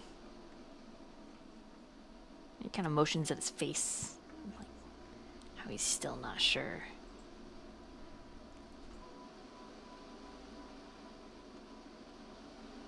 You don't remember it, do you? I don't reckon I do.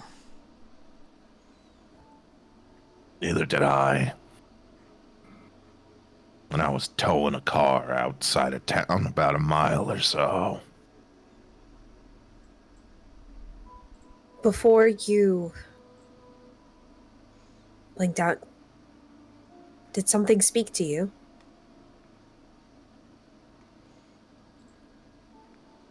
If I did, I don't remember.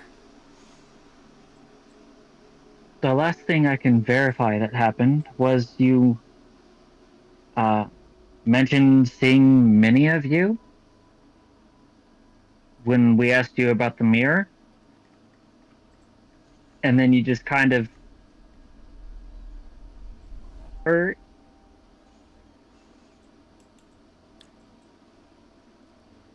I remember that, and then nothing. I don't know. There was a...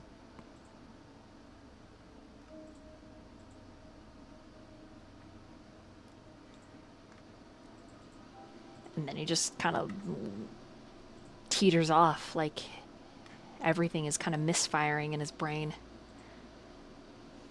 Aurora squeezes his hand. Here's a weird question for you, Stone. Have you ever heard the call or the beckoning? Oh, Comes with age? I reckon I have. But I've never... Maybe... And he looks at you, Mori, as I am now, and both of his eyes are brown. Both are that honey color. I don't remember a damn thing.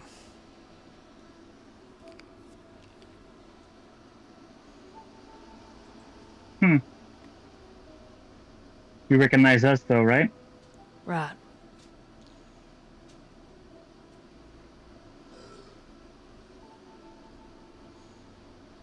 And she'll turn to Aurora and just say, well, I guess he's all yours. I was hoping for some answers, but glad he's okay. I'm glad that you're glad that I'm alright, Mori. You know, you and I have had our little bit of back and forth.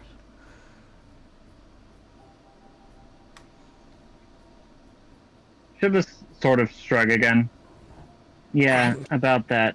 I did want to talk to you, but I guess it can wait.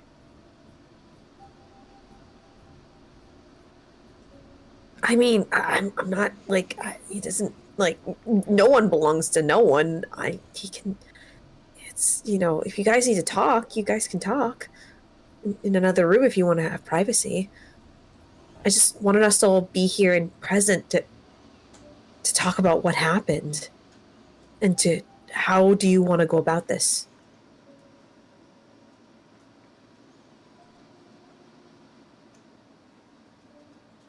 What do we Honest know? truth is, I don't know what we should do. I know we're trying to take out the Mercy family, but it feels like there's a lot of powers, different powers, at work. And if that wasn't the call or the beckoning, what sort of kindred could control the minds of multiple powerful kindred at the same time? Is there anything like that in this world? Something old, ancient? What is it called?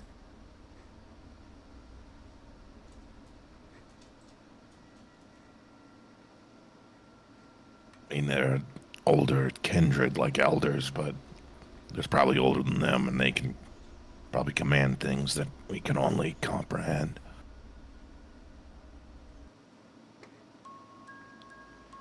So I guess that brings me to my next point, which is I may not trust you fully, Stone, and I guess everyone here. But for the past 2-3 days, you've stuck by me, and we've worked together to come out on top.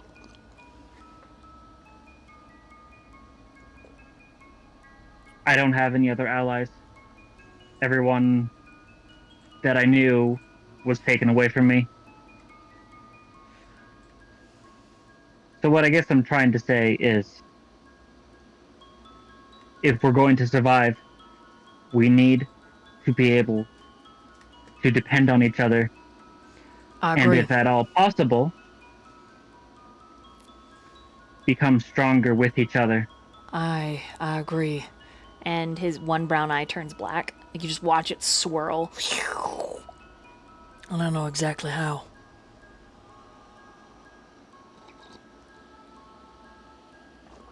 I will tell you, there are kindred that are older than elders. And he explains, you know, childer, neonate, ancillate, elder, Methuselah. And then he gets to antediluvians. But he stops as he starts talking about the first city. And it's like his brain does that slow down mashed potato thing. Well, he's talking about the antediluvians, Enoch, the first city, and he just...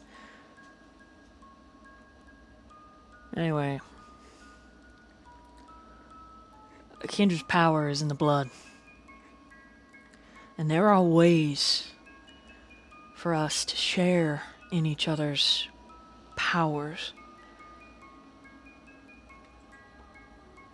You know, it's not as dangerous as it's gonna sound. Not at all. But it is binding. And it means we will not be able to betray each other. It's almost like making our own clan. And if you're ready to hear it, I'd be more than happy to describe what I can of the ritual. But it is considered most holy and sacred. To who?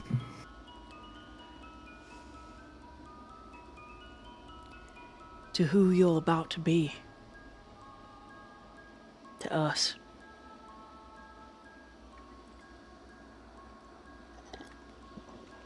This is a common thing among kindred. No. Kindred don't like to share their power. This is forbidden.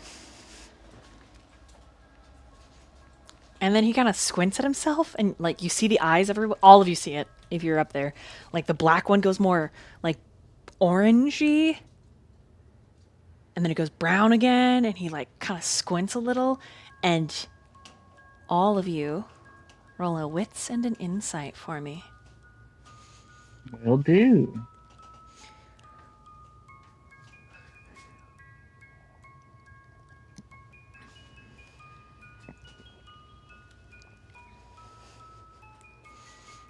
One success.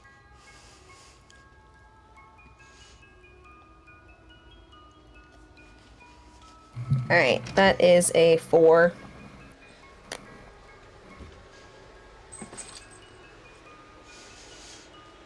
Crit, 2 successes. So Damn, 6. 6. Okay, so the 4 and the 6.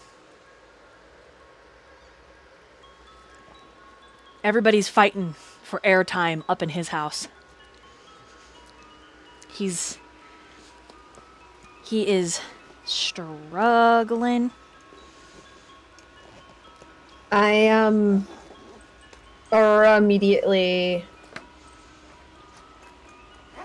just Miri kind of interjects and be like, everybody gets their time. Let's go one at a time. First, let's discuss what are the risks of doing this. Can anyone answer that question? The one eye turns black and the other one's brown, which is the most common. And he's like, What do you mean? Risk is sharing your power. sharing everything that you are and everything that you're capable of doing. There's always There's pros and nothing. cons to everything. There's nothing more risky than that when you're a kindred. Giving up your territory, giving up what is yours. Think about it, Aurora. You're gentle by nature. You're soft. But Damien, Mr. Samiel, you're starting to know what it's like to play in the big leagues.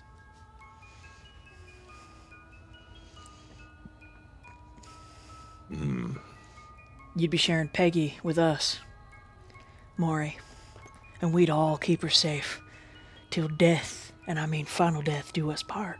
And he kind of gets a big smile, little feral. Same with Mia, same with Robbie. No longer separate, but one. And oh, what a glorious thing it will be.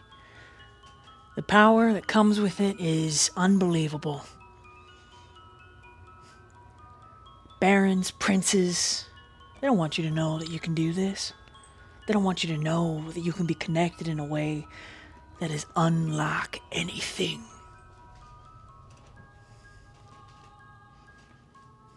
Do I notice that one eye is dominant in this case?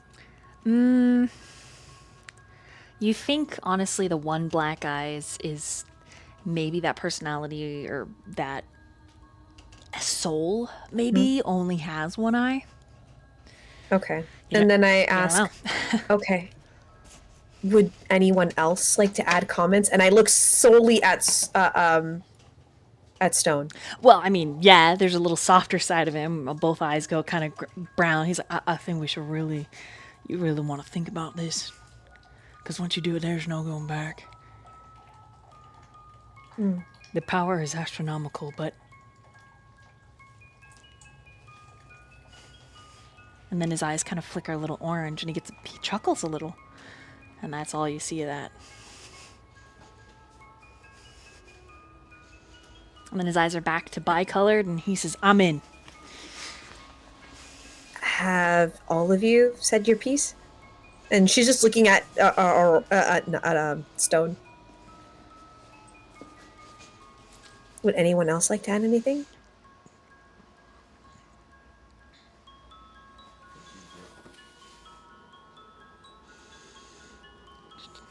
Doesn't say anything. All right, how about the rest of you? What do you mean by sharing? Exactly that. Peggy. I want to. Go ahead, Damien, sorry.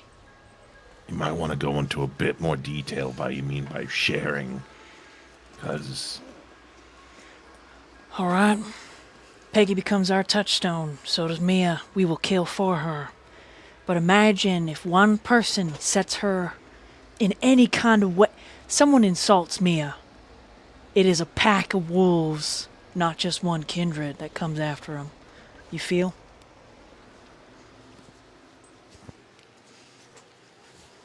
Okay, well, Mori does nod her head to that. I'd be okay with that. And so what happens when we fail? Pain unimaginable. One of us loses a touchstone, we all feel it. We all likely frenzy. We all do a lot of dangerous things.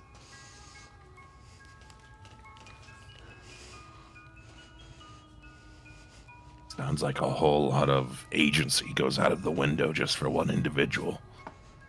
Right. Now here's the flip side. Everything I can do, you get to learn too. And his eyes flash orange. And it's like kind of scary.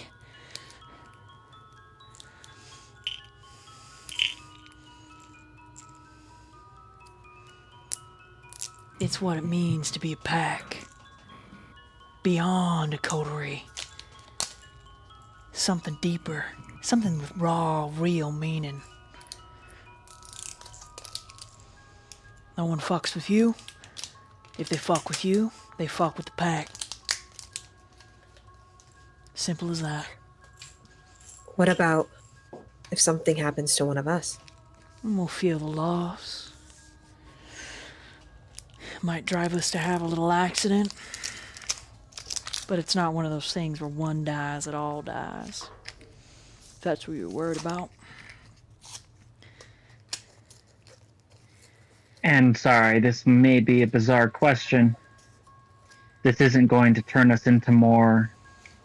And she kind of like, points at like his two eyes. One of your other personalities, is it? Nah, just don't eat too many people and you'll be just fine. I'm kidding. I'm perfectly sane. I have a moral obligation to take care of you kids. I take that very serious. Why? 'Cause I love you. Huh? Oh, I mean, all of us, yeah. I mean, we all care about each other. It's nods. Deflect. That's it.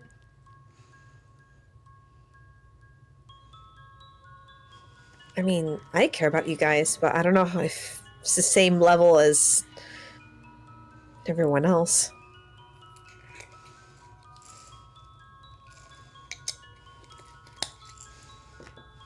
What say you, Samiel? I don't know. Me, Robbie, just as much as a say as I do, so Robbie looks confused. his word matters just as much. I'm gonna be honest, I don't know what any of this means. I just met this guy. But Yeah, it'll be weird for a minute. I trust you, Damien. I may need time to contemplate this, because right now, I don't know how I feel about the idea of not being able to, and please take this in the most non-nefarious way possible, not turning against somebody. The idea of walking away seems like a non-point when you enter this pack.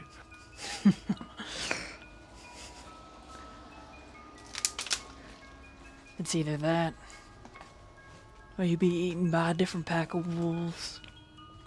But not you, Mia, Robbie, anyone else you care about.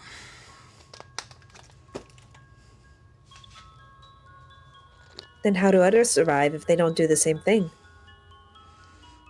They hide. They make rules. They masquerade. They play manipulative games. They aren't living.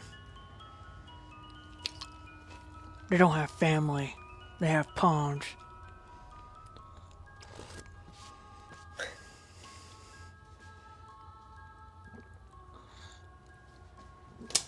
So what you're saying is we're gonna go against everybody else. Hell yeah, I am.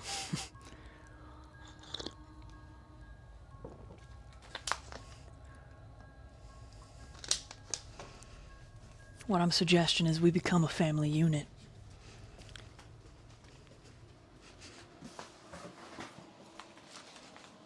What happens when we're angry at each other? You get angry at your siblings, don't you?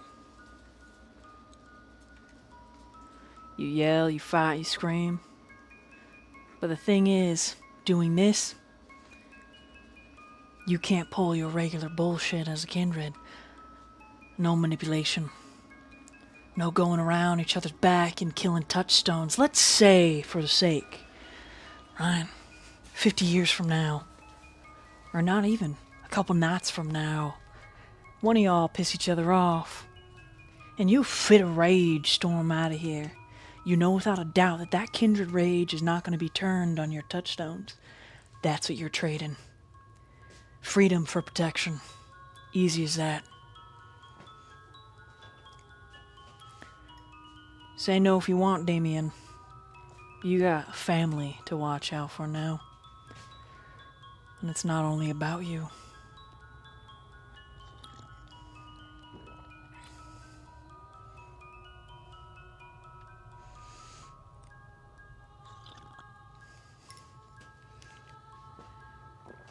I don't know. I really don't know for once. Usually I'm certain in all my choices, but this is one I'm not entirely sure about.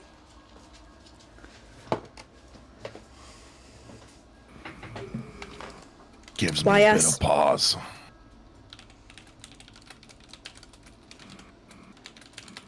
Why us?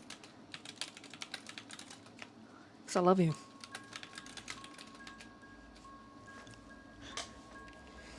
She just really squints and looks at him. Inside check. Go ahead. What's an insight? All right. I will do the same, even though I have a pool of very small.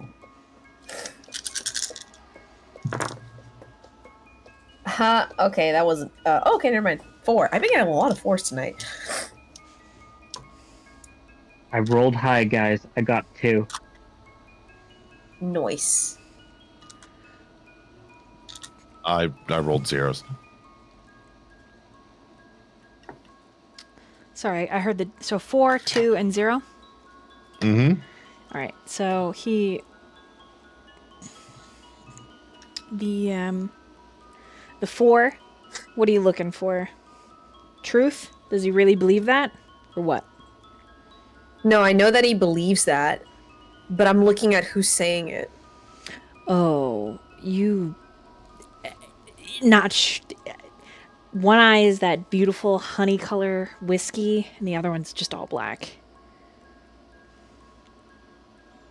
Okay. What does love mean to you?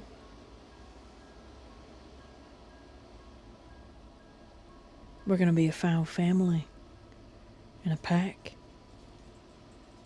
You once told me that Kindred couldn't love the same.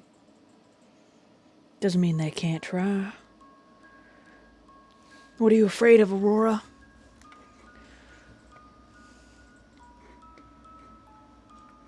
If something happens to any of us, it puts all of us in more danger. And we're painting a target on our backs. And I'm not saying not to do this. I'm saying that it's a careful decision because what about... And she looks at Mori and at Damien very specifically, our secrets. What about everything we were? What happens to individuality? And how did you learn about this? God, you think being a member of a family and all of a sudden everything's laid bare? Not how it works.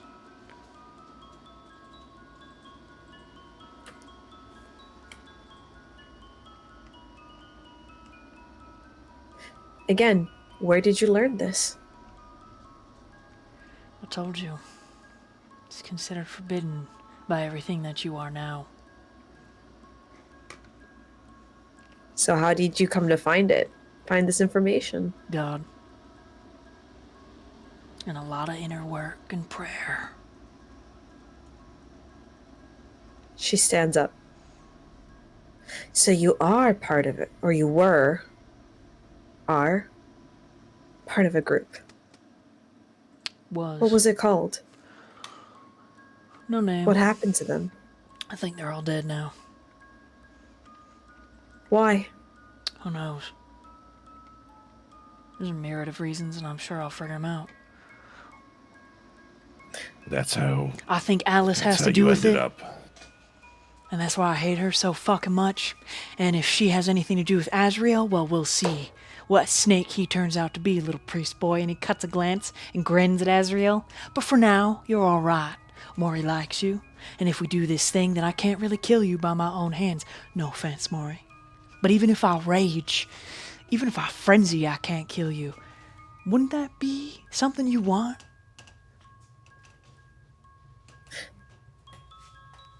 I was hoping to say this in private, but I guess since we're all being... Stone, I hope you know that there is parts of you that are hiding truths from you. Oh, I'm sure. But imagine you say yes, and I'll let you in. And then I'm not just doing it by myself, but all of y'all looking up inside this house of mine, And then it starts to kind of click into place. This odd desire to find a pack to do this, whatever it is, this ritual with. He feels alone inside his own head. He doesn't want to go to war by himself. You lost your family. I reckon I They were did. killed, slaughtered by one of these other fucking organizations. I'm almost Then they positive. put the stake to you. He nods. I think so. Yep. Then why not put the stake to them? Oh, I want to. But I don't know who's who. It's a mess Then up let's here. fucking do it. He grins. You're in. And then he's gonna look over It at means Mori. I can get. Sorry, go ahead. What was that? No, go ahead. Damien, go ahead. RP it out. And if that means I can get my revenge against the assholes who hurt Robbie and Mia, then yeah, I'm in. Fuck them. I'm in. I'm in.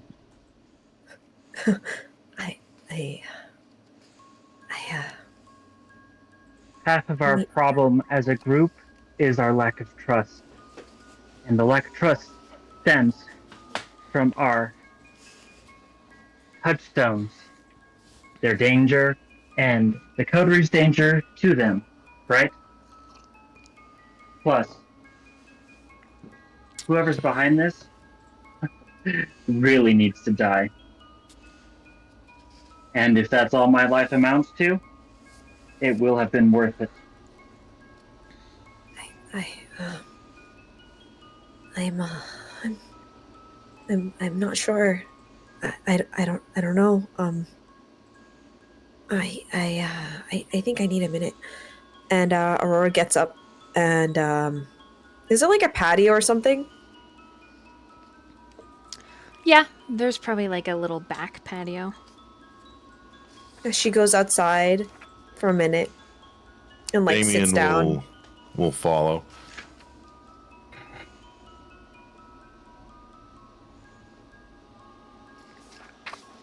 While they're taking a recess, Stone, I need some guidance, if that's possible. I will guide you in as many lifetimes as I can coherently expound upon my fair little Mori. Right. She like gives him like the side eye. Ever since I had a taste of your blood, I feel like I've been seeing things. Oh, Do undoubtedly. you know what that's about? You want to take another taste?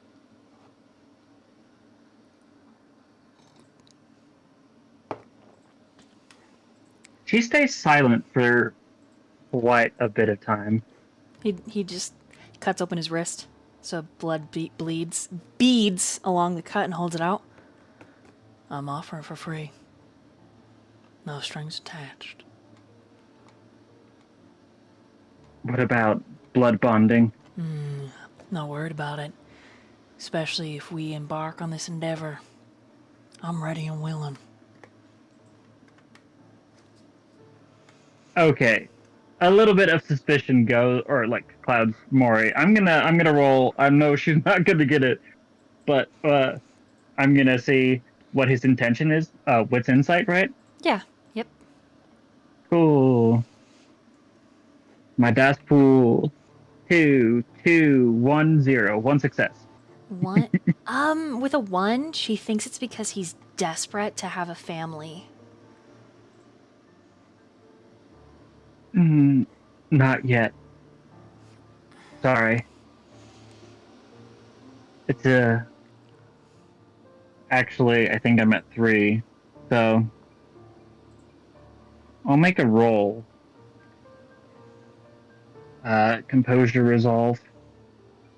I'll set the DC to 4. 7, 6. Okay. Yeah. She partakes. Okay. I failed the DC. You bite from him, -2 hunger, feeding from him. And all he does is grin wide. Wide, wide, wide grin. I would say part of Mori feels guilty because it's in vampire society, it's supposed to be intimate, but in a way, she's trying to express her willingness to try. Okay. You officially have the Auspex. You unlock it officially. And you can taste so many other disciplines as well. Through the blood, I could teach you everything you need to know. I appreciate it. He nods. What I need is strength. I understand that. And then his eyes go a little bit more brown. And he gets kind of sad. And you're starting to pick up on the shifting, right? Like he himself, it's hard to know if he's aware of what happens. But yeah, he kind of hunches a little bit forward, like lost in thought. I'm sorry to disappoint. I'm not disappointed. Just thinking about everything I've lost. But I have a lot to gain. I'm nervous. Because hope is... It's such a small thing, isn't it? Such a little tiny light. It just flickers and you never know if it's gonna go out. Hope is dangerous. Yeah. And then he just kind of sits back. It sure is. Mori kind of walks away and goes to a window and just kind of looks at it and just says, holding on to hope is just a different kind of pain. One that can be nurtured and grown, only to be torn away in the most brutal of moments. If we're not careful anyways. Yeah, he just agrees with you in his silence. Just waiting. A little, just the anticipation. That's why I need strength. Because hope without strength is nothing. It's just lost in If the I wind. have the power to protect everything that I care about, then hope will become reality. At least for those you care about. True.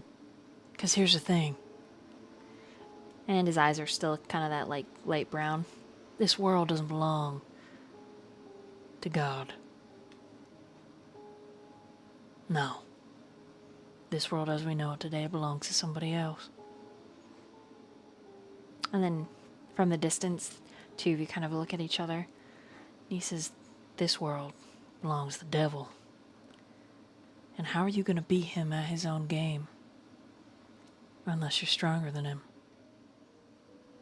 I'm willing to pay any price to keep those that I consider mine safe. Same. She almost feels surprised at her answer. I just found her. I'm not going to give her up. Good. I think I might lose respect for you if you did. We'll see what the others think, but I guess if they're not on board, we can figure something out ourselves. I think I could agree with you, Mori. And then he goes back to sitting and waiting. With that, I think Mori would do the same, because the other group still need to talk, right? Yes, and so then we'll meanwhile over to the other two. Aurora kind of looks like is there a lawn chair or something, and sits and kind of looks around, put her face in her hands, and calls Fenrir over if he's anywhere nearby. Oh yeah, the puppies were just kind of hanging out in the lawn. You know, new place to sniff, to pee. you know how it goes. Just dogs doing very important dog jobs, making sure that the dog job is done perfectly, and that mom is safe. And she just turns to Fenrir and just kind of like puts her head, like touches foreheads, hoping that maybe somehow he'll impart some wisdom upon her. He just licks her face, kind of snuggles her, paws her, like more petting. Yep, that's all she does. Shortly thereafter, Damien. Go ahead. He'll cross the threshold to the outside, like 6, 8 of them. And if I didn't mention this whole time, he hasn't even had his bandages on. It's just been barefaced. Nice. Aurora will make a comment to that, and so she's like, so. Yes. This is a nice look. It's good to see your face. Yeah, I guess some people like it. Some people find it terrifying. Yeah, I get that. But I'm glad that you're showing us you. Didn't have much of a choice to cover up when I start going, cross country and towing an SUV. Yeah. Yeah. I can imagine. Not much time to be like, oh, gotta bandage up and then haul a car. So, you're scared, aren't you? I wish that I could say no. I'm uncertain. It's worse. He's got a point. If we do this, then no backstabbing, no worry that someone's going to harm anybody. This isn't trust that's built. This is trust that's forced. This isn't a bond that is built with time and with pressure. This is like the difference between zirconium and diamonds. And yes, it glitters, it's beautiful, but it isn't real. I mean, at this point, we have to kind of be on the same page, because we're everywhere right now. I know. We're running out of time. I know. It's literally slipping away. All it takes is one more instance, and Stone and I walk out to God knows what. No one with us. God knows what happens to us then. How do you know we'll be able to stop you? I mean, you'll be there. Mori will be there. Azriel will be there. Robbie will be there. Mia will be there. We stop Everyone Stone. will be present. How do you know? Could be just like today where we were all separated. Time's no longer on our side anymore. We have to make a choice now, because if we don't, then the mercies, the thing out there, and if what Mia told me, there's something even worse. Underneath the city. The maw. And she shudders when she remembers. It came from Europe. It migrated with ease. It's linked to the cult. It has consumed several hundred souls. What if what we're doing is linked to the cult? Don't you see? This is cult behavior. Do you understand? Have you listened to how he talks? The reverence he shows? The amount of interest he has in it? It's his belief. It's his religion. It's what he believes in. I mean, religions can seem like cults, but not all of them are. And what if I don't believe in this? Then what does that make me? A heretic. I'm just kidding. I was about to say Heresy! Witchcraft! Heresy, heretic. No, we don't have time. And you're right. We don't have time. And I feel like I don't have enough information and I don't have time to look for it. And now I feel like I'm gonna have to make a decision that I don't want to make. And I hate that. Just take a leap of faith.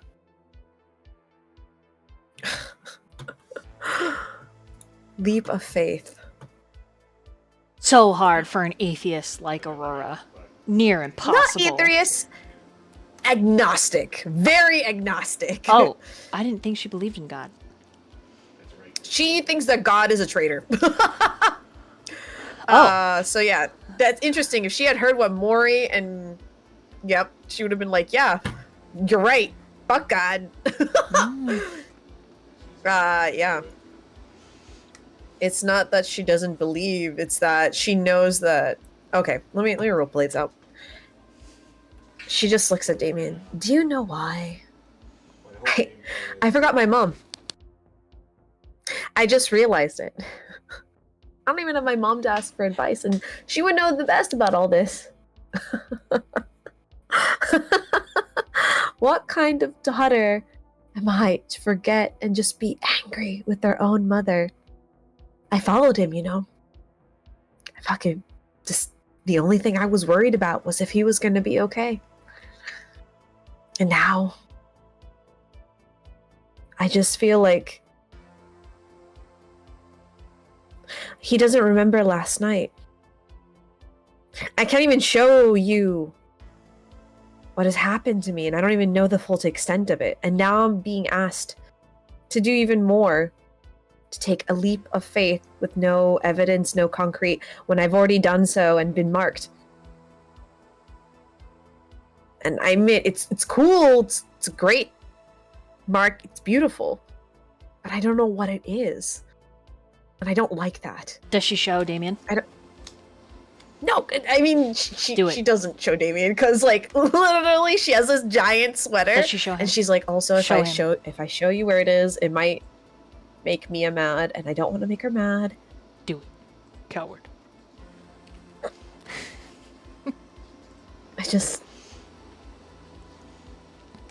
We are playing with things. We are agreeing to things for the sake of power. And everything in my gut, anything that I've learned about history says when people make deals for power, it's a monkey's paw.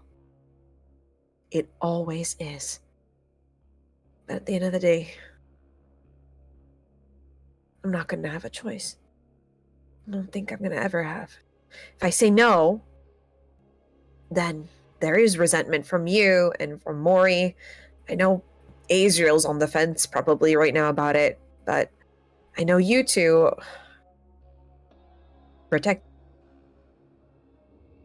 High gain, high risk. We hold ourselves accountable. That's the only thing we can do.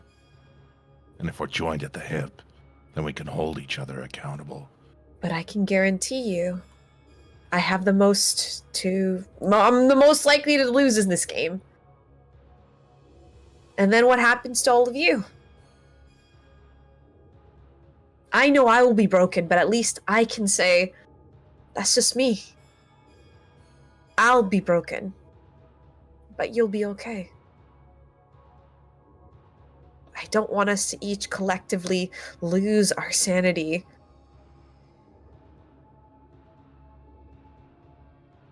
If I lose it, I can trust that you'll do what you need to do and stake me or put me down.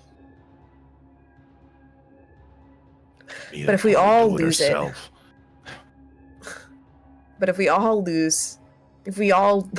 then who's gonna keep a watch over us?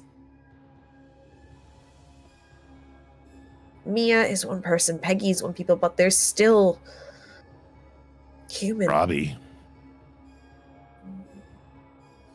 Robbie's just one man. Well, young man. Very young.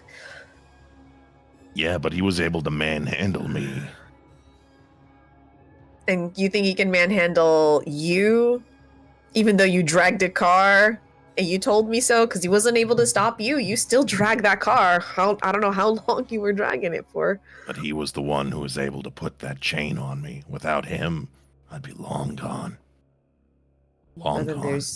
He's smart. He's not stupid. He's a damn But that's doctor. just you. And then he has to deal with 3 of us. He's a doctor at how old is he again? He's got his bachelor's or master's already. He's smart. He's 17, but he's smart. He's 17 with a bachelor's? Yeah.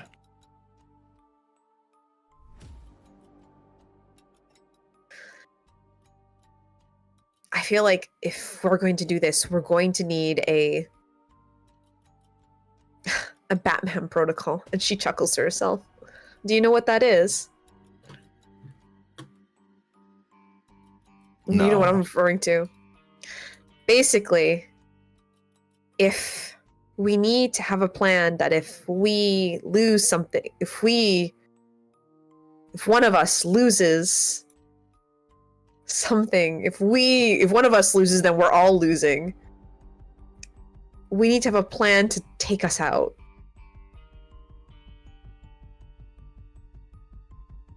A plan to neutralize all of us. See, that's the thing. Let's Stone work with Robbie says about something. Stone's right. We do gain more power, but we lose more control. It's much easier to lose control when you're not just managing your own emotions, but everyone else's. And I'm managing emotions for 2 people right now. And she looks at Damien real hard. Are you sure it's just 2? Pretty As you certain can it's see in just the 2. room. You can see in the room there's more than 1 or 2 in there. Yeah, there's definitely something up there, but I can't speak to his upstairs. I can only speak to mine. And then if we take this, we'll all be able to speak to yours. He's not as loud and boisterous as you think she is. Pretty quiet for the most part. Then what's her name? Because I know it is.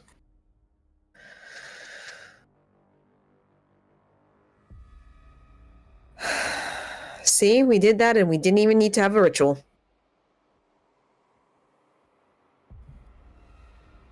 Figure it'd be a good show of faith. So how am I supposed to show mine? I don't know, you gotta come to that conclusion your own.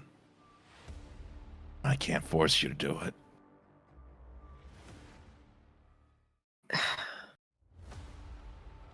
I don't know.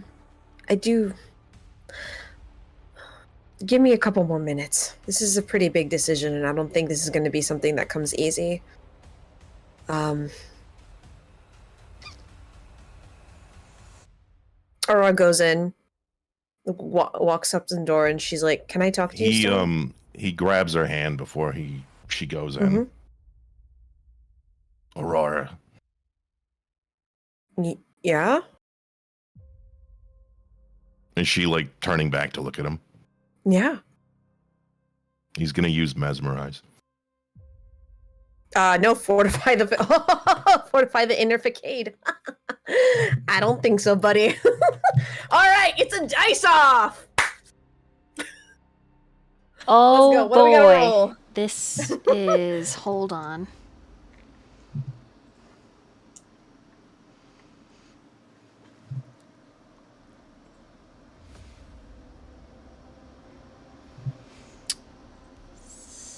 So it's gonna be, hold on, I gotta look. I'm looking.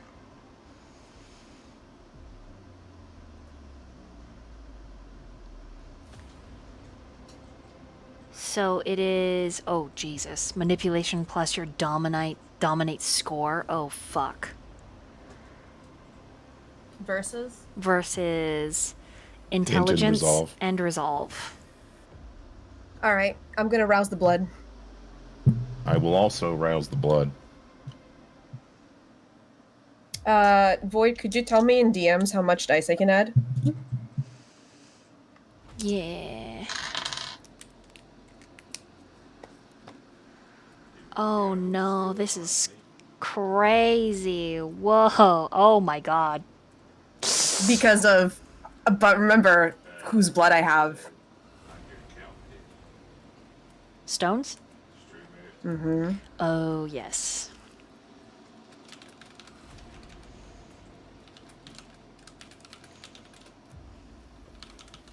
This is a stupid dice pool for me. It's, yes.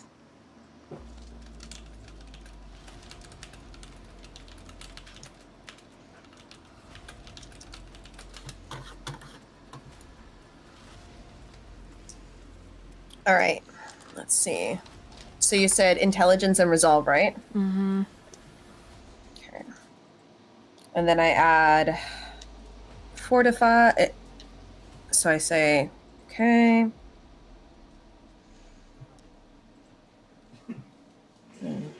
This. And then I add.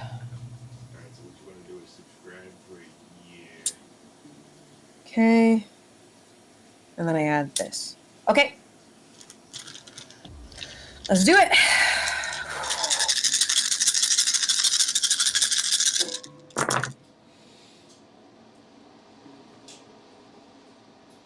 Okay. I'm going to use a willpower.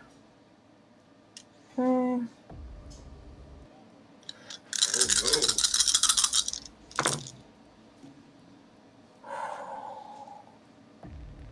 Shit.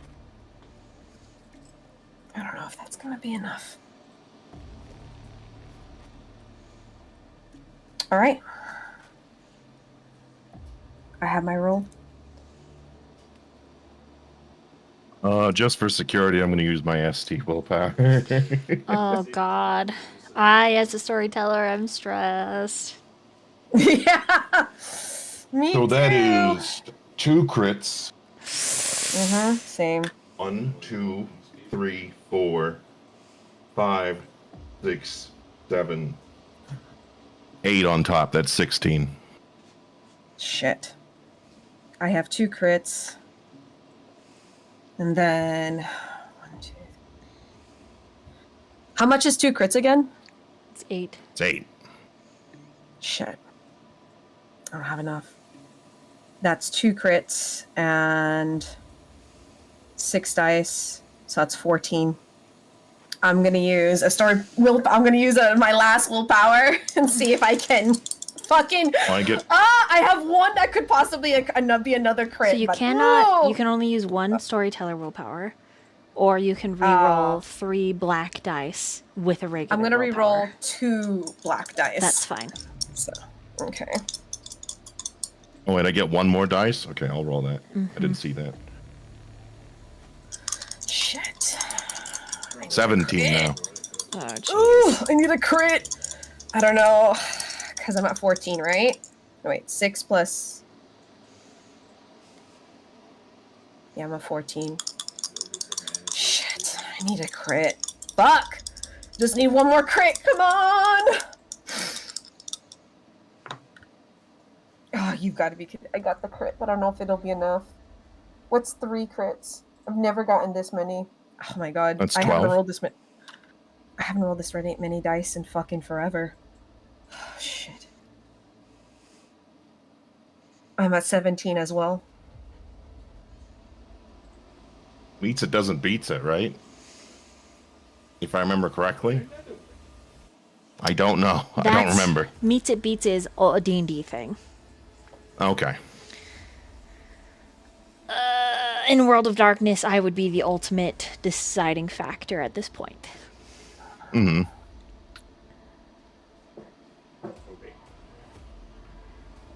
I mean, I think that's a good place to end the episode, don't you? Yeah, then Void gets to think about it. Oh, fuck.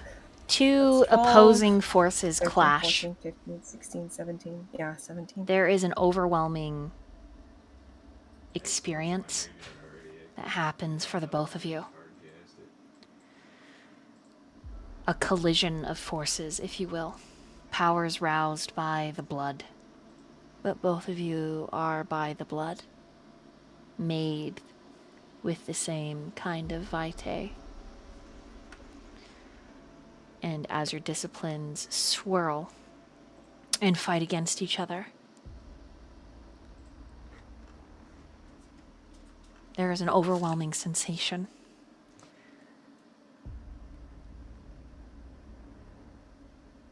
And I think that's where we're going to end. Yes! Oh, I'm excited! Yeah! Yes! You got I could something. still use that willpower, technically. You could, yes. You still have that regular willpower. You could, yeah. There you go. This is your time. Boy. Are you gonna use it? Seeing how many Oh shit! Oh shit! There he is! It's happening! I tried, guys. I've used everything I got. I literally got the 19. Yep, Ugh. that's it. Storyteller. Tune in next time to see what happens. I'm your storyteller, Void Doll. It's a pleasure to have you here. Like, comment, subscribe, share these videos. We'll see you next time. Bye-bye, everybody. Oh Lord. Good God. Wow. Thank you for That is the most not making successes me I've ever awesome. had in a roll. No, the only time I've had more successes with I had to pull out all the stops though, like bruh. The only other person who could God